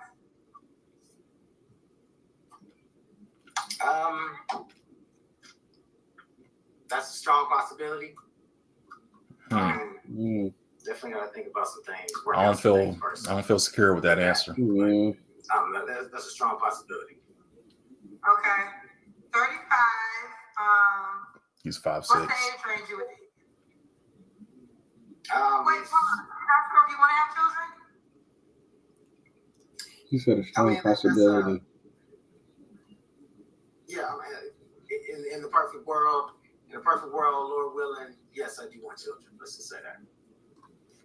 Well, why? Okay, I'm just curious. Yeah, I'm You confused. don't have to want children if you don't want children, but I guess I'm trying to figure out why is it so difficult to answer that question? Yeah, it's a yes or no usually. Well, not to get too deep, but I have sickle cell, so I mean, it's I kind of think about that, passing that along. Like I don't want to, if I can prevent that passing that along, like that's what I would want to do. So I mean, I don't know, not to get too deep into that, but that's always on my mind when I answer that question. So that's what I say, Lord willing, maybe with you know what? That's a great response to that question then. Because usually you're kind of like, well, I mean, that should be an easy answer. Yes, I want them. No, I don't. Or maybe I want them in a. And in his case, maybe should come with a good enough answer. And I think that's a good enough answer. Maybe I'm just highly concerned about passing on this trait. And that's for medical reasons. Okay, cool. Mm-hmm. Yeah. Different things that's the different I don't know, bone marrow transplants, different things like that. So I mean, Lord willing, if God permits that, so yeah, absolutely, that would be definitely a positive situation. But as of right now, my goal is to not pass on in that situation. So. Well, listen, let me say this. I think I might explain your demeanor more now that you were transparent and share that with us. All I would say is this. Listen, you are living with sickle cell and you look very well. You're showing up in this life. You're a good human being. So even if you were to pass it along, I'm quite sure your child will still be just like you, a good human being on this planet. So don't worry about that. Let God be God. And if you desire to be a father, which I was about to say on paper you have a lot of great qualities. Don't let your sickness prevent you from becoming a father, because I think you would be a great dad. I really do. Based on what? So don't be nervous about passing it's just along. a nice platitude to give. God shows up in all Yeah. ways. Something I know, and I know we have our idea of perfect and perfection, but you never know what God is doing.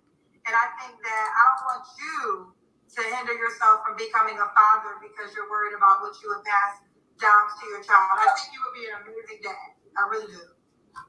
I appreciate that, and I take that. I appreciate that, especially coming from Kendra G. I appreciate it. Thank you very much. Listen, I do. Listen, I told you earlier that I felt some of us were feeling like, there was something up, like you said, even a person paid me to ask. He's reading the comments. He's not looking at her at all. I think like a prerequisite though, when she starts off the conversations with someone, is just for her to just already just inform the person, like, hey, could you, as a what is it?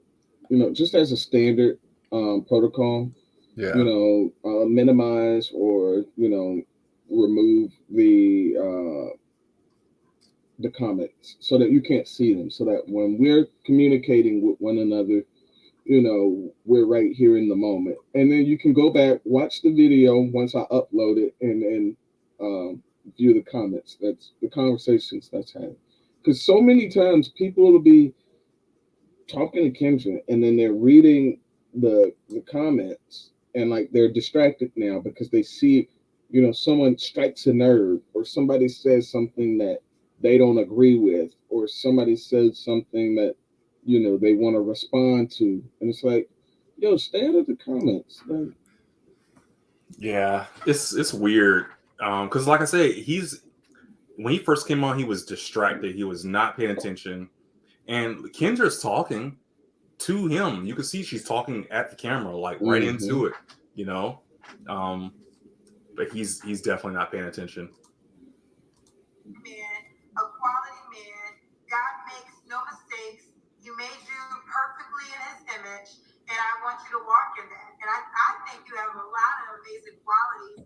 And I think a woman will be great to end up with a man like you. Empty platitudes. I really do. I'm like, he has a lot of amazing qualities. Like what? Does he feed animals? Yeah. Does he save babies from burning houses? What is he?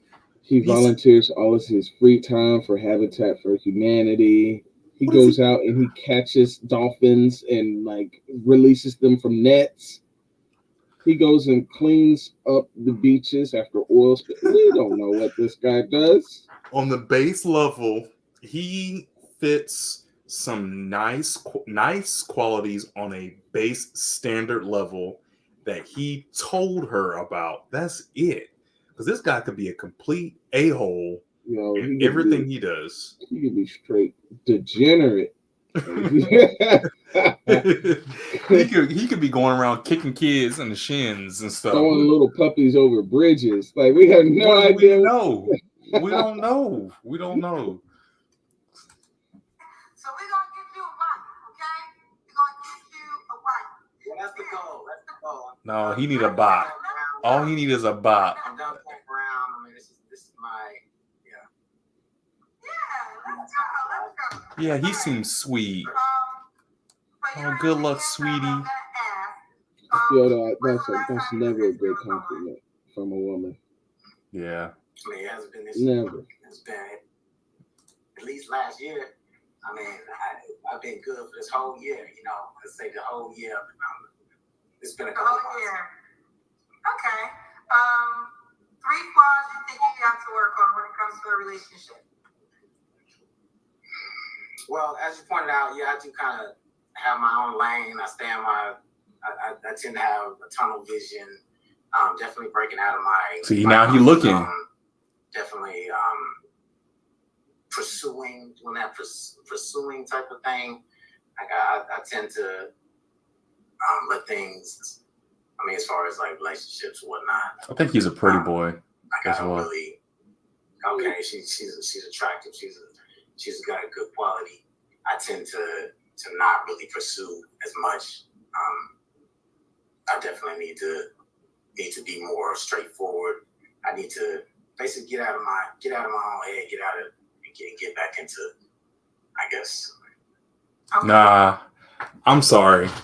I don't. Maybe this is an unpopular opinion. I'm going the whole other direction. I think he's a fuckboy. Really? He's a fuckboy. Yes. I'm not getting none of that. You're not getting fuckboy vibes? No. I'm getting, just watching his mannerisms, I'm getting fuckboy vibes. Maybe I'm completely wrong, y'all. Maybe I'm completely wrong. But I'm going to let y'all stay on that side. I'm going to be the Lone Ranger on this side with fuckboy flag. I'm going to plant it strong. Yeah, I'm not getting none of that. Okay. All right. Maybe I'm hating. Maybe I'm being a hater right now. I'm hating. Maybe I'm hating hard, but I don't know, man. I don't know. Listen, you're getting some support. I want to read this. Ariana Reed said, fellow sickle cell warrior, mom of 2. I love it. Oh, she's shooting her shot. You notice he heard that mama too, and he was like, passing down sickle cell. Hey. Is a way that if you want to go the medical route, they'll be able to test your sperm first. And I believe, but I don't know all the details, so I don't want to give the wrong information. But I know that you can use IVF, and then if you're a woman you choose to procreate with, it could be a way to decide whether or not in advance. I believe. I don't want to give the wrong information. But furthermore, I want to say this. I sit here for 4 years and I'm, talking to people who are looking for partners in life. And I have to admit, there's so many women who are looking for men of your caliber. And men of your caliber are decent human beings, decent human men. So I want you to walk confident in that. Literally, we need you. Like Black women need you. So don't let your sickle cell stop you from anything when it comes to showing up in this world, especially in having a family. Because I talk to Black women every day, and you have a lot of qualities that they're all searching for. I appreciate that. Yes. So last question. This, I want you to brag about yourself. I'm sorry. Why would a woman be lucky to be? He's not all that, bro. He's not.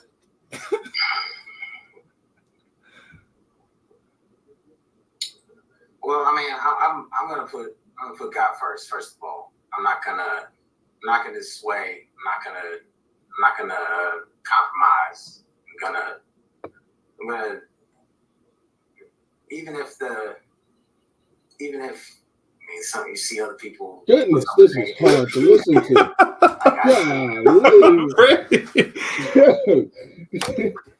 Man, I was really trying. I'm really trying to give him like.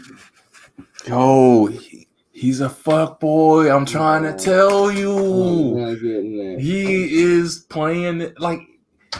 I am not getting why he has sickle cell, y'all. Okay. I am sorry, but that has not shown anything to do why he can't keep eye contact, why he can't speak well, why is he single? What, like, there's nothing that has been said this whole time that makes him not bad, but it's not he doesn't stand out. Like, to me, he's boring. He seems very boring is a weird word. Well, it's not a weird word. Sometimes I think he's uninteresting. Yeah, uninteresting. Got to be careful about boring though. Like doing things like routinely, right? Doing things that are scheduled. A lot of times, that's looked upon as being boring. Being responsible is looked at as being boring. Okay. Being dependable too much is looked at as being boring. Like I know that if I call you, you're gonna answer or return the call. If I know that I ask for something, you're gonna do it or you're gonna try to do it. You're gonna go out of your way to attempt to do it. Like I know it's like because I know these things about you and I can predict what you're gonna do or say, I can be boring. The predictability sometimes is looked at as being boring. And a lot of times those are like, you're like, well, I mean, he's a dependable guy. That should be what you want. Like, that's weird. Like, just to call all of those traits boring. And a lot of women will call those traits boring. Like, because you're predictable, because you're dependable, reliable. I can predict on all of those things. That makes you boring. Or because I know you're at work in these times, like from 8 to 5, I know exactly where you are. You're not doing nothing. And like the moment you're off, I can almost run my clock to when you're going to be home. There's a lot of women that don't like that. They like the, oh, wait, you came home early. Oh, wow. Oh, wait, you get to work home from, you get to work from home today. Like you ain't going to work today. Like, dang, like I can't really predict what his schedule is. I don't know. I can't really explain a lot of it. I just know that it is a thing. Predictability isn't something that's very attractive. Wow. But so for this guy, the reason why I say that is because this whole time he's been on here, the only thing interesting about anything about him at all since he's been on here is the fact that he's light skinned and he has sickle cell. And he draws. Does he?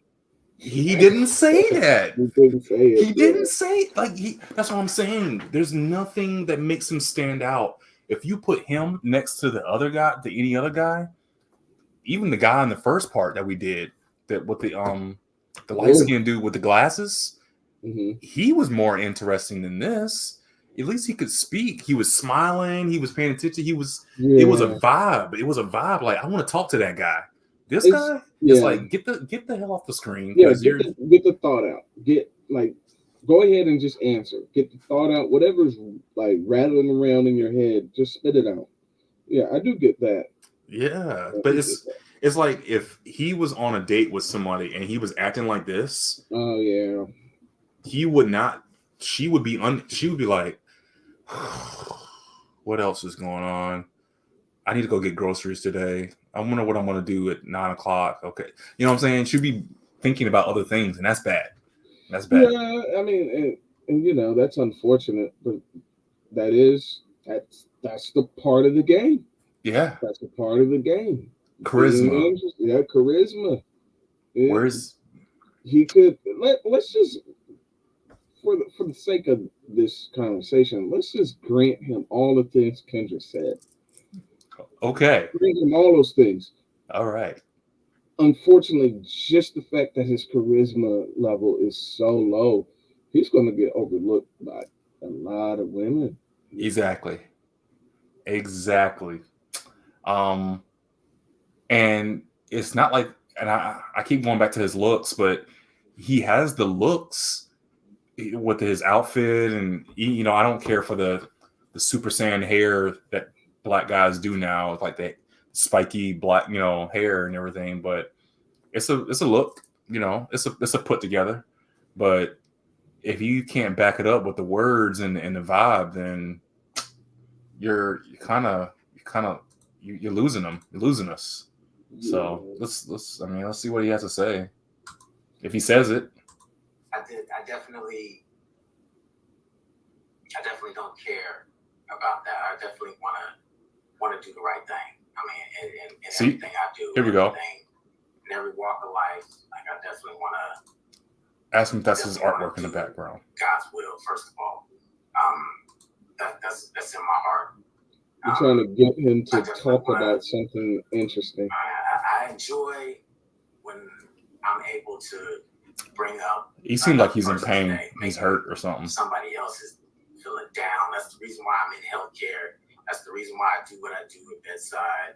That's the reason why, I enjoy what I do. You better not talk him up anymore. It's because I'm able to, because I've been in that negative spot as far as being in bed and having. You know what? I think what it is Kendra's trying to big up him, because she sees that he does not have the charisma that most women would be seeking out. And she knows that because of that deficiency, a lot of women would already put a disqualifier on him. So she's trying to pump him up. Because here's the thing. Pre-selection. Women will be attracted to a guy that they see other women have pre-selected as a viable candidate. Yeah. And so if Kendra G is putting her stamp of approval on this guy, well, hold on. Maybe I need to pay more attention. Maybe I need to look again. Maybe I need to see what's going on here with this guy, because Kendra she's stamping it. She's approving him. So I think that's what she's attempting to do. She's big upping him right now in hopes. And I definitely get that. I get all of that. But to me, at the end of the day, maybe I'm just a cold-hearted bastard or something. Maybe I'm just cold-hearted, evil. I look at all the bad things, but I look at it straightforward. I'm straight on. Cut out the fat, And I'm like, all right, I'm gonna say it. Like, so now is she the counselor / the fixer upper? Like, he's on here to find a woman, and now she has to inflate this guy's ego to get him to feel better about himself, to get a girl that he couldn't get on his own, so that he can get this girl, but then he doesn't have the ego to maintain it in the first place. So why are we doing this? You know what I'm saying? And I know that's harsh, but this is where the guys need to come in and say that, like, bro, you got to step your game up. If you need to cry it out, and then come back when you're done. But we got to get on this work. And if you want a woman, you need to do this, this, and this. All the things that we're saying, this is what he needs to hear. He doesn't need to, oh, you're such a nice guy. You're so sweet, sweetie. Oh, you're such a good guy. Any girl would want you. What a lucky girl she is. Those are all horrible times. That's the thing you gotta learn. You gotta learn. No. Those are horrible comments to have. Horrible. And that's what she's doing. You're such a nice guy. Anybody will want. That's what she's saying. No guy wants to hear that. Yeah. Wait, he needs to hear, bro. Take your head out your ass and get back in the game. Bring it out. If you whatever you're going through, let's get through it. Because right now you're not ready. And I will say I'll give him his kudos on this. He's trying. He said he's trying to get out. He's trying. He's on here to try. But try some more. He needs to hear it now. Now that he's out here, he needs to hear the criticism. Like, bro, you need to shape it up. You ain't gonna. The only thing you're gonna get with that kind of attitude is a girl that's gonna try to fix you. And usually she's gonna be more aggressive than what you probably want or something. I would have controlling or something. So very domineering. She's gonna see him as, he's fitting right into the kind of beta role, and so it's going to be an alpha woman that's going to come in and just be a ball buster. Right. Really thoroughly enjoy helping others. I definitely love to pour into others, and I know the people that come into my life, they always leave in a better situation than they came in, and I definitely take pride in that. And even though everybody that I talked to, everybody I've dealt with, we didn't work out for whatever reasons, like I definitely have the most positive intentions with everyone I encounter. And I know that, I'm, like y'all said, I'm kind of tired, just got off work, everything, but that makes more sense. I'm a good time. Like Are you? Now I'll put you on canvas too. I'll put you on a canvas. Okay. I'll put you on the wall somewhere. Are you drawn, you think? Yeah, I do. Just portraitures. So I definitely have the most positive intentions with everything I do. So I guess that would. Think about it though. Why would an F-boy be one of my first? Be doing art though? Okay. I will give you that. Maybe he's not a fuckboy. I could see fuckboy traits, but from the other side of it, because my thing is, I guess me calling him a fuckboy is, I'm trying to give him more props, and that he knows what he's doing, and he's like playing the game. He's like, yeah. It's a horrible character to play, though.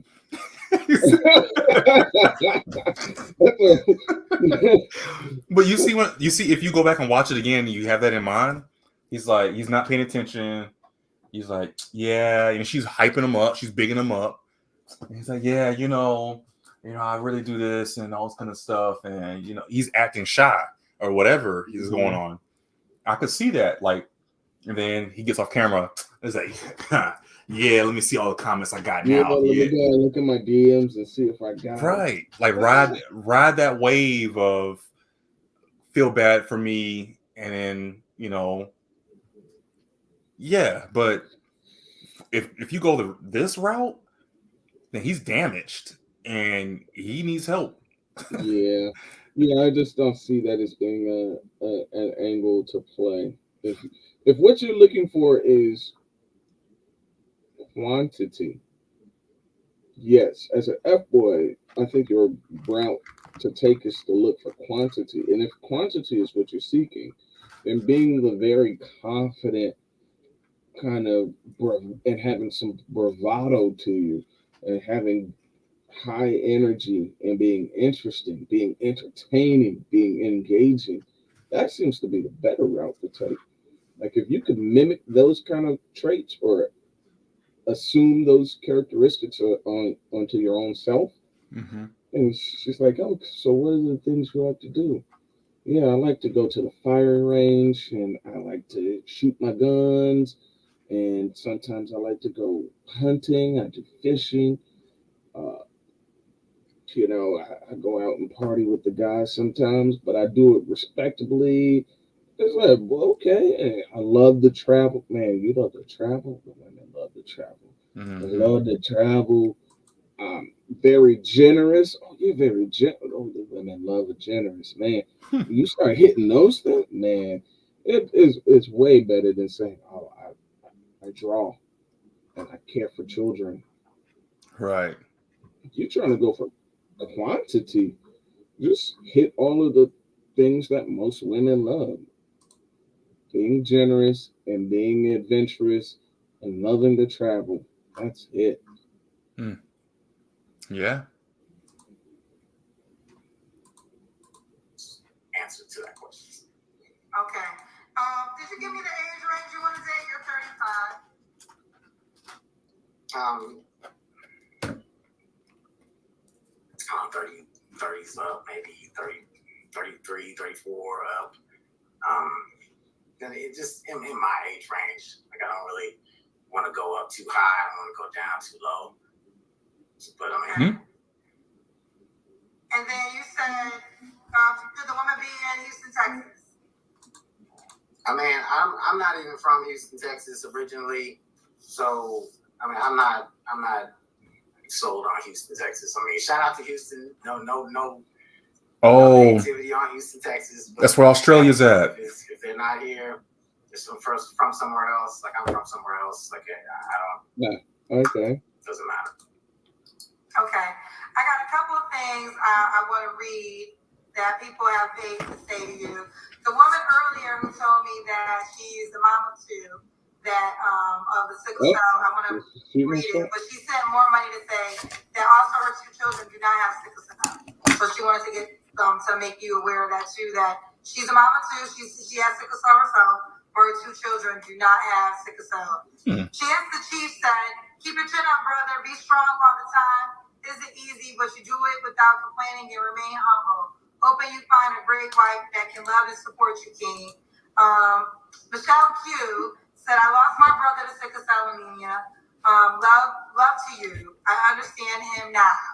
R.I.P. Kevin. Sorry for the loss of your brother." I want to say this though. There's a big heart out here for the cousins for you. I'll read this before I say this. Keita Abba said, I'll be right back. "My husband has sickle cell trait, and he was just very communicative up front and made sure I got tested before we thought about procreating. It's not impossible. So it's not impossible. And but listen, the cousins want to send you a cash app blessing. Oh so boy. let's get into that. What is your cash app before Pity. we get to how someone He's playing off a pity now.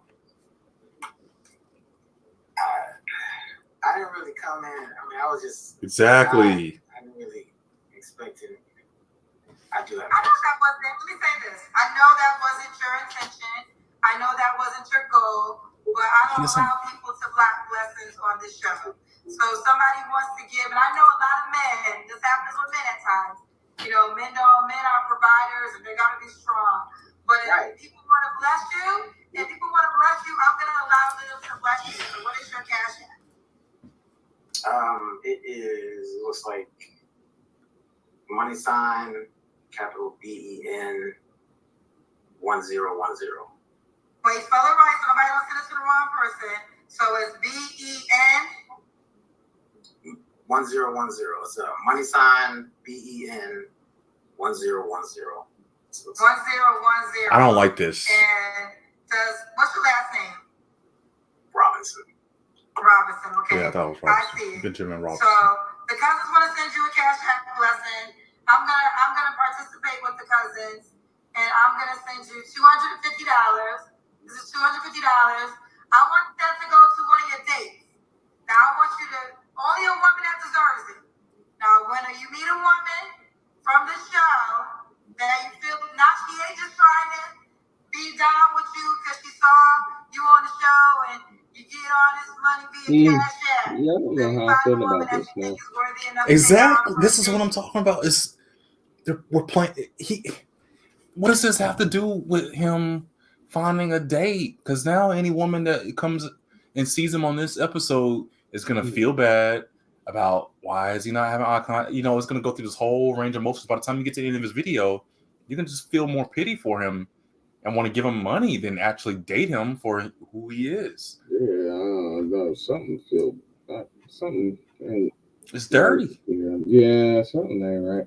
I think here's the thing. I think what's the biggest problem about it is that instead of it just being a platform for you to come present yourself, present who you are, it feels like it's been slightly tampered with because of Kendra G's influence. Like Mm. she's like selling this man now, and it's like let the man stand on his own too. Let him stand on his own too. And if he dies on the hill, he dies. Let him, well, just let him be a man. Like if he's going to learn it through trial and failure. Exactly.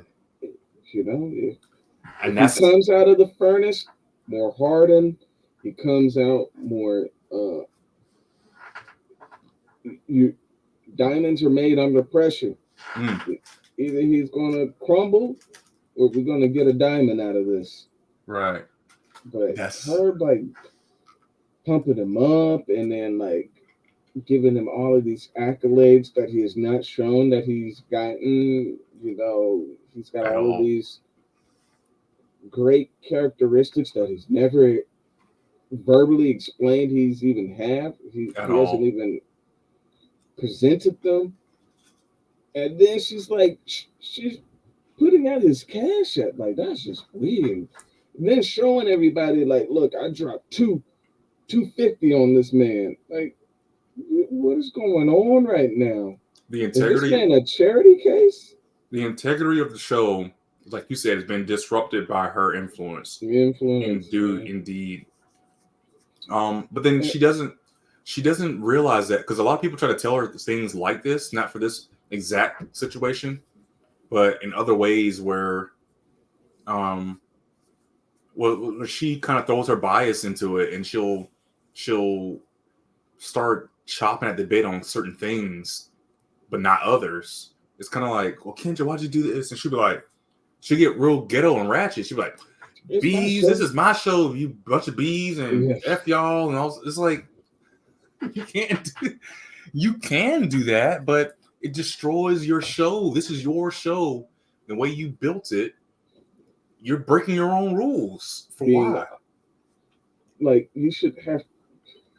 Again, I know it's a human trait, right? So it's kind of hard to say I'm unbiased, but you can kind of try to do your best to reel in any biases you might have that could Mhm. negatively or that could that can impact, whether it be negative or positive, others in influence. Like Mhm.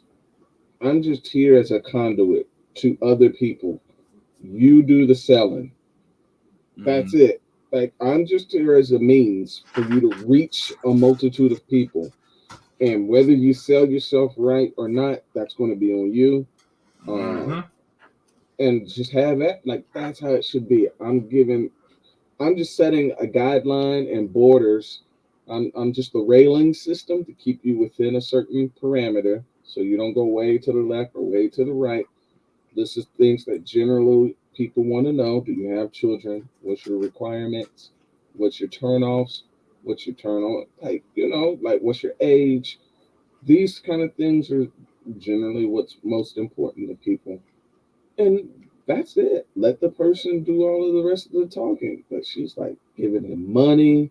She's big up in the man. It smells all kinds of funny to me. Yeah.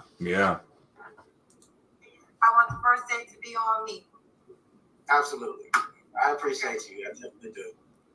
Okay. Now the time has come for the woman that wants to date you. How can she reach out to you? I'll stick with IG, I guess. BJ Rob, BJROB7. That's my Instagram, I guess. It's just stick with that. Well, I want to say this. You said you were in your shell. This was your first way of kind of jumping out of your shell. You jumped all the way in the ocean. I want you to know this thousands of people will see this. So I want you to be prepared for the energy you're gonna receive. Okay. Sounds good. I'm gonna pray for it. you're gonna be overwhelmed with the amount of DMs that you're about to get. So again, how can Is we he? reach out to you? I think he is. BJ ROB7. Unfortunate, or maybe fortunate, but if All right, it's because of Kendra G's influence. Mm-hmm. I appreciate you. Blessings to you, Kendra. I appreciate it. Blessings to you too. Bye, babe. All right. Bye. Oh, I love when our show does Pre-selection. Pre-selection is a real thing. When all of those women saw how hard Kendra was riding for him, I'm pretty sure whatever they were originally saying in their head, Yeah. they were like, "Oh, Kendra's vouching for him." Then he moved up the rankings. Yeah, like just think about it. If there was like an average, let's just say it's just an average Joe, average kind of guy, and women saw like, what's this little this. I'm trying to think of some good R&B singers right now. SZA or the Haley Bailey R&B singer. They see these girls, and let's just say like she starts like taking pictures of them. She starts, tagging this random guy. Like he's not wealthy, he's not significantly good looking. Average Joe, average guy. Yeah. And she's like, saying how great of a guy he is, how amazing he is. He's her best male friend. She wish she had a man like him. Other women would be like, "Hey, hold on, Haley Bailey likes him." Mm-hmm. Whole different game. SZA likes him. 7th Streeter, like they. Oh, that. Yeah. They would all take interest in wanting to know why does these, like, and it's got to be a women that they high in high regards. If there was just if Ryan from AutoZone just got a shout out by Taylor Swift, and Ryan is just an average Joe at AutoZone.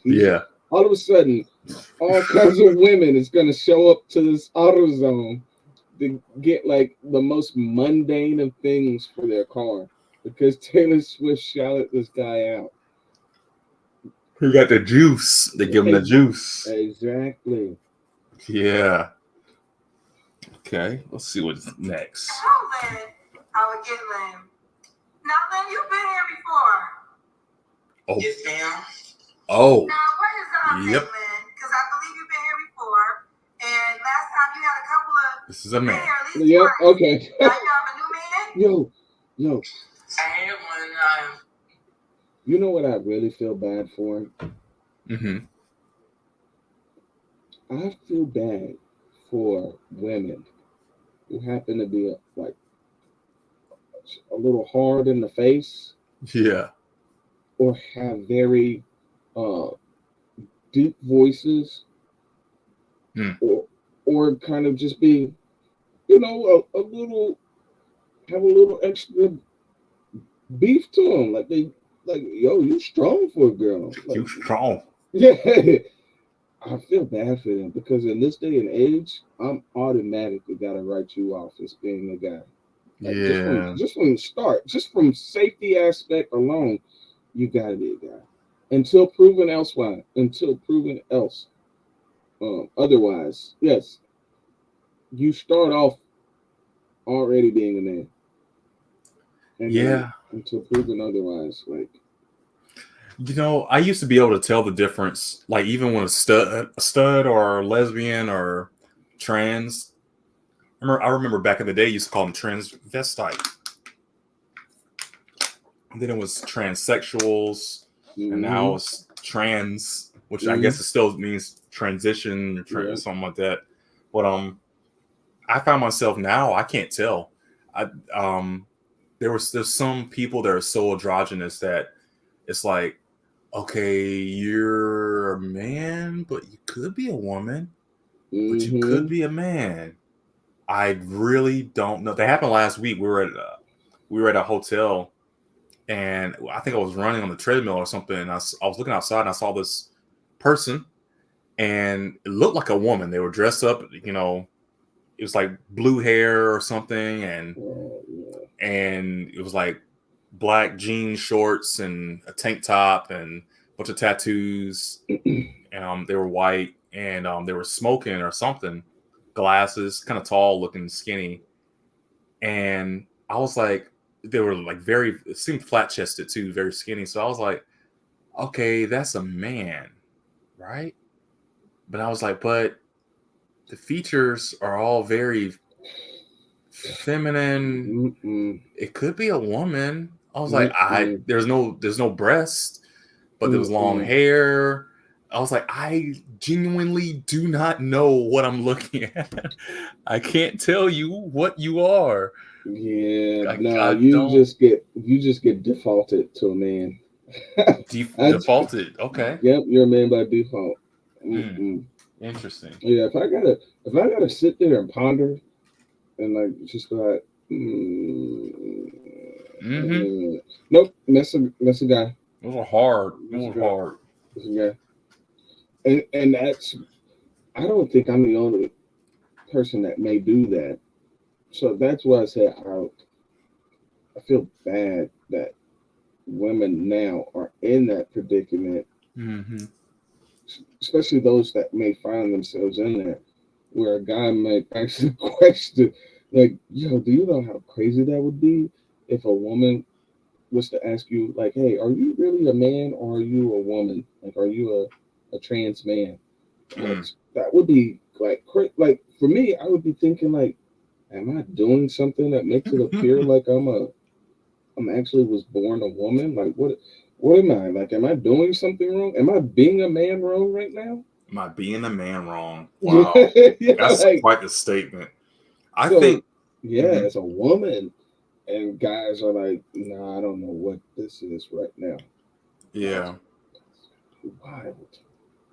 I think a part of me thinks in a very exaggerated idea that it could get so saturated with a queer world that it probably will be very indistinguishable between what a true man and a true woman. Like, I look at myself and I think, you can't look at me and not think that I'm a man.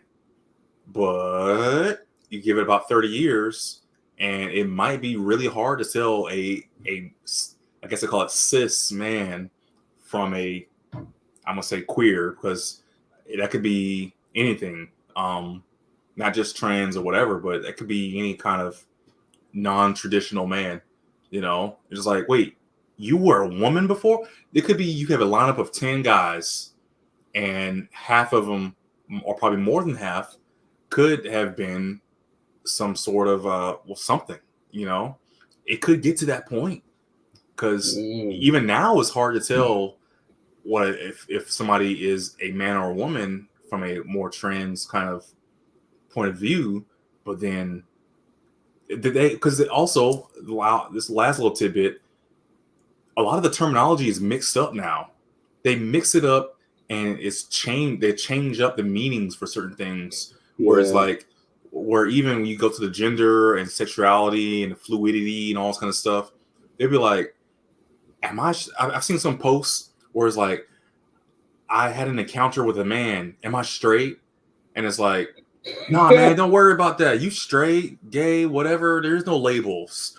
And I'm like, bro, there's definitely labels. There's definitely labels. You cannot be straight and do this thing. Imagine if we take labels off of like everything. Like, if you go to the doctor and he says, yeah, I think that's cancer. I think cancer actually means something. Like, there's a label for cancer, and I can go to a book, pull it up, and look and define this thing. I know what cancer is. It's like, Yes, you got a cold. Is it a cold or is it a flu? Look, we don't deal with labels around here. Ooh, We that's don't a deal with labels. cold one. Yo, That's that's cold. crazy, and that's how they operate. They move and operate in confusion, and that's the best way to move. Because if you can move and operate within confusion, everyone else on the outside looking don't know exactly what it is you're doing either. Yeah. And that whole thing is nothing but confusion. The whole thing is nothing but confusion. And the Mm. moment you start to point out the inconsistencies and the illogicalness of it, Yeah. you're called all kinds of other things outside of the your every ism and obic and whatever. It's like, yo, Yeah. look, I'm just telling you, this don't make sense, and I can logically explain why it doesn't make sense. I need them labels. Yeah, no labels. Labels make sense. Labels exist. You're not running around grabbing, you know, regular for a vehicle and finding out later that it was premium or vice versa. You're Mm-hmm. not like, oh man, all of those things that's on your gas dispenser, those are just suggestions. We don't know exactly what's in any of that. That's you might be pumping diesel into your car one day. And it's just suggested. It might be regular. It could be diesel.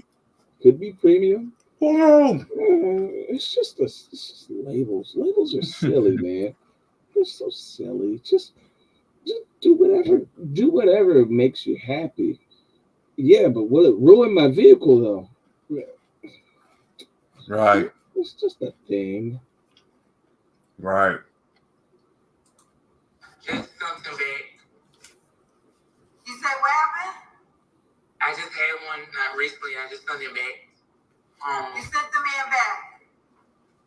Yes, ma'am. So you wanna look for a new man. Yes, ma'am. So Lynn, I'm gonna be in full transparency. Lynn is HIV positive, correct? Yes, ma'am. Okay, he does not hide that. He does not hide that. He's been on the show before and has stated that. And you always tell every man before you date. So I know a couple of things. I don't remember everything. Where do you live again, Lynn? Bachelor, Louisiana.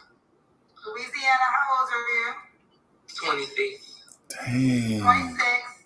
And 26 and HIV no positive. children. And what do you do for a living? Social media content creator. So nothing. Okay. You do absolutely nothing. Where do they stay? How do they pay the bills? I mean, I guess you can make lots of money with content creation. You can. I don't know if this person is making lots of money. Yeah. Now I got a 2-limit rule. So it's got to be the last time you're on the show. So what kind of man are you looking for, honey? I'm looking for a man that's gonna respect me and like just be honest with me.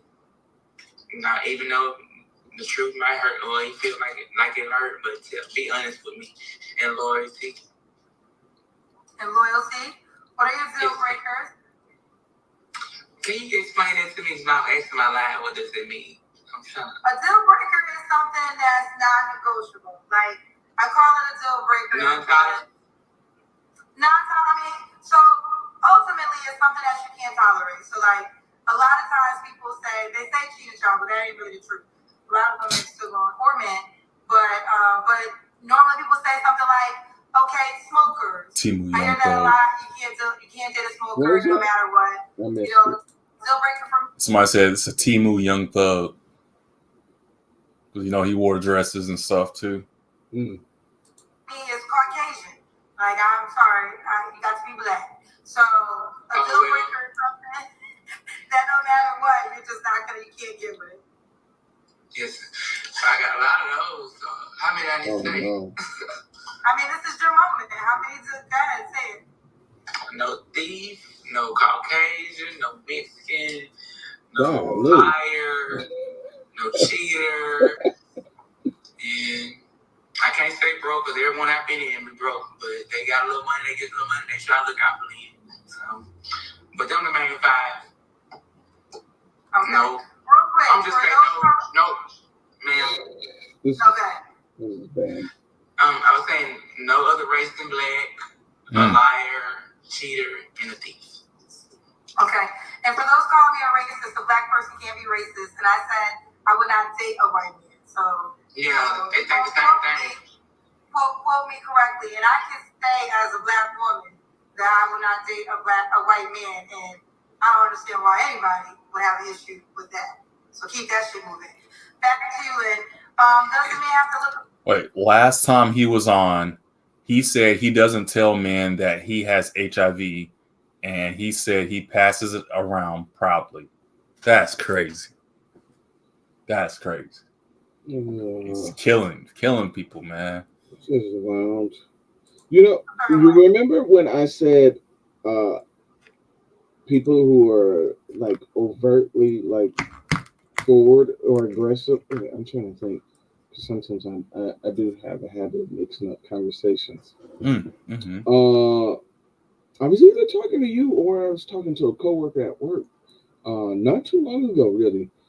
But now I'm starting to think of the conversation. I think I was talking to my coworker. But anyways, this is relevant. I'm very hesitant and very. I've always been that way with women that are way too forward, because I'm thinking, oh, you must got something, and you're trying to give it around out of spite, like just being angry that you got it. Like I had this thing given to me, and because my way of living, my lifestyle has changed drastically. I want other people to feel the same hurt, the same pain, so that I'm not just alone in this thing. Oh, look, this guy right here. I'm pretty sure he's never had a woman press him up like this before. He's gonna fold at go. No, I will not. I will not. I'm thinking you got something. Like, no, something here ain't right. Like, I'm not nearly tall enough, good looking enough, nor do I have enough money for you to be doing this. Like I'm already thinking like, the kind of, like I'm not him. Interesting. I haven't never thought about it like that before. Something's wrong here. Like you trying to set me up. You're trying to get me stuck with something you got. Yeah. Okay. Yeah, I mean, you gotta look a little alright, I guess. See, my handsome might not be Miss Kendra handsome, because they be saying the guy I be with ain't all that, but they be handsome to me. I think it'd be they look demeanor, somebody feel like they look gangster hood or something. I don't know if they got anything to do with appearance, but that's, I don't know. Like, that man that just got off here, he's handsome. But I'm just saying, I ain't, because he's straight. I'm just saying, like, somebody that's handsome up here. But I'll try to be all the way ugly or something. So. I mentioned that because you said before our show that you're HIV positive. In dating, what precautions do you prevent from sharing that with your partner? What you said? What you saying, Miss Kendra? What are the safety precautions you take to make sure that your partner doesn't become HIV positive?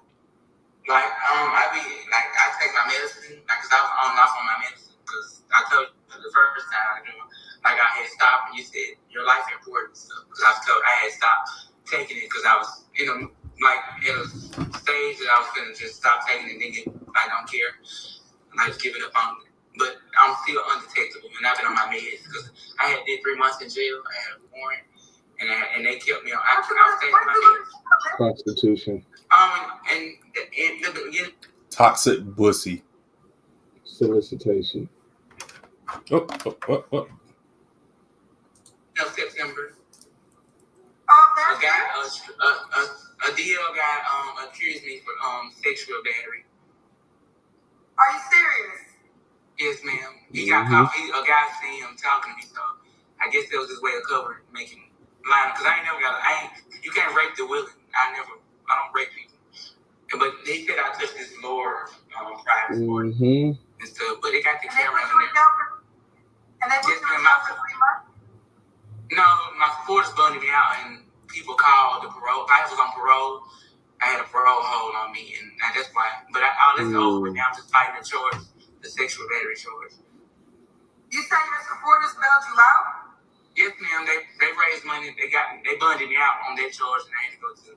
It was $2,500, but the guy didn't give me the whole $2,500. But the person that raised it up for me, but I got like part of most of it. We had to come up with the rest. The sexual battery? No, ma'am. It's still open. I'm still fighting it. I'm taking it to trial because I don't do that. I'm not gonna admit to something that I didn't do. Now if they drop it down or throw it out, I do that. But I'm not gonna take no. That's a bad charge to me for something I don't do. Did you date this man? No, man. He's a sneaky link. Somebody off Grindr. That's a gay app. Grindr. So you guys were intimate? We never had a chance because the guy walked up and seen the play. So how did you sexually? What was the charge again? Sexual battery. Just like if you touch someone inappropriate, like down their lower areas, something like that. It's the angle. Oh, okay. Yes, ma'am. Okay. All right. So you're fighting that. Yes, ma'am. I am. Kendra be a little slow sometimes. I'm going to court for that.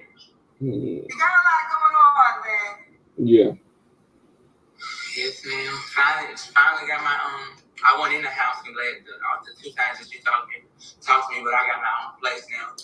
2 bedrooms with 1 bathroom. The rent $600. And it's in my hometown, Bastrop. So that's one step. I normally have a vehicle, but I went down here like they need unnecessary guys and stuff. But maybe I need to not be in a relationship. But I feel like your show. I see people on your show hang the F up with an update and they be married and happy. So I feel like your show help. That's why I keep trying, because I'm going in the wrong areas. So I feel like off your show to help. People keep telling me that you're not gonna keep letting me on there, and what you just stated this last one. But I just want to be happy and say that I got a man or a mate from Kendra G show because I like you. I be watching your Instagram like you. I don't say nobody inspire me because I feel like I'm expressing myself, but it's you and another lady that inspire. I look up to y'all. I ain't gonna lie. Because I want to be around people that you be around. So, but the way I carry myself, okay. I'm a little red. I have to wrap that up. She's just talking. This is a 25-year career with the circles, but I will say this. I do have a heart for you, Lynn. And I think everybody in life wants a partner in life, and it is the best thing. If you can find a person to do life with, it's amazing. But Lynn, we can't hear you. Lynn's gone. Lynn? Somebody's probably calling. Someone was calling my phone. Yeah. But I want you to hear this. Is it back? Lynn? Can you hear me, Miss Kendra? I can hear you. Can you hear me? Can you hear me? I can hear you. Can you hear me? Lynn, hello? Lynn? Okay, we got it. Lynn, can you hear me? Okay, I gotta go because I gotta host the show. But what I wanted to say to you, Lynn, is Well, I'll tell you what. I mean, it's getting kind of late. I don't know if you wanted to pause right there. There's one more person left. Yeah, that's fine. We can pause right there. Yeah, and then we'll probably pick that up on the next stream and start another one after we finish that person. But yeah, another fun night of shenanigans and interesting characters to review on Kendra G show. So any last comments, parting comments? No. Yeah, again, very entertaining. If you're wanting to get into reinstilling why it's great to not be out there in the market. This is great. Yeah. This is I don't know. It's really weird because there's never a moment on Kendra G where I'm just like, oh man, the people out there that's still out, in the waters, they got it good right now, man. All the Yeah. deep sea fishermen and all of the, off the shore fishermen, they're killing it out there. And then I'm looking, I'm like, oh no, there's Nah, nothing. not really. Not really. Oh no. Well, definitely. I feel like we need to watch some Pop the Balloons too. Maybe we'll do that one next. There's a bunch of good ones that also kind of prove that point. Like, man, these people are cooked, man. They're Cooked. not. They are not. This is not it. This is not it. No. But again, right? I look at it and then I'm just like, as entertaining as it is somewhat troublesome because I'm like, what does that mean for like future people? Yeah. And then, you start thinking like,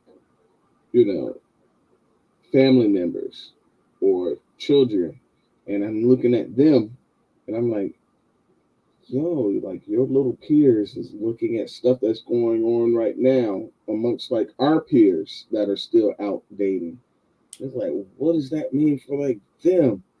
What is that going to look like in like 10 or 15 years? Like, ooh, yeah, I know. That's exactly what I thought. I'm like, ugh. Pretty bad. It's almost going to be like mandatory as a young guy that you're going to have to date someone that's coming with like a minimum of 2 kids from 2 guys. That's crazy. That's crazy. I couldn't imagine. It's going to be so crazy that like being a virgin at 16 is almost like scoffed at. Like, are you serious? Yeah. Are you serious?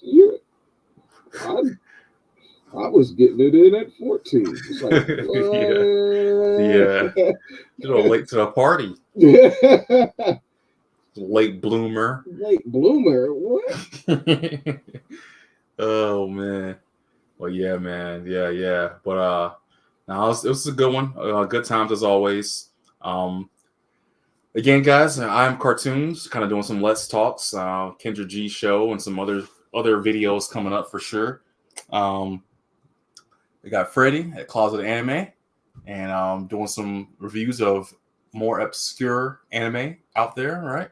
Yep. All right, roger that. Well, should be good for next time. This time next week, maybe not as late, but we're gonna be hitting it up more in the middle of the day, maybe more like around 4 or 5 o'clock or something like that. I try to be more available, a little bit better myself, and have some fun. Sounds good. All right, man. Well, I'm gonna log off and I'll talk to you later. All right. Talk to you later.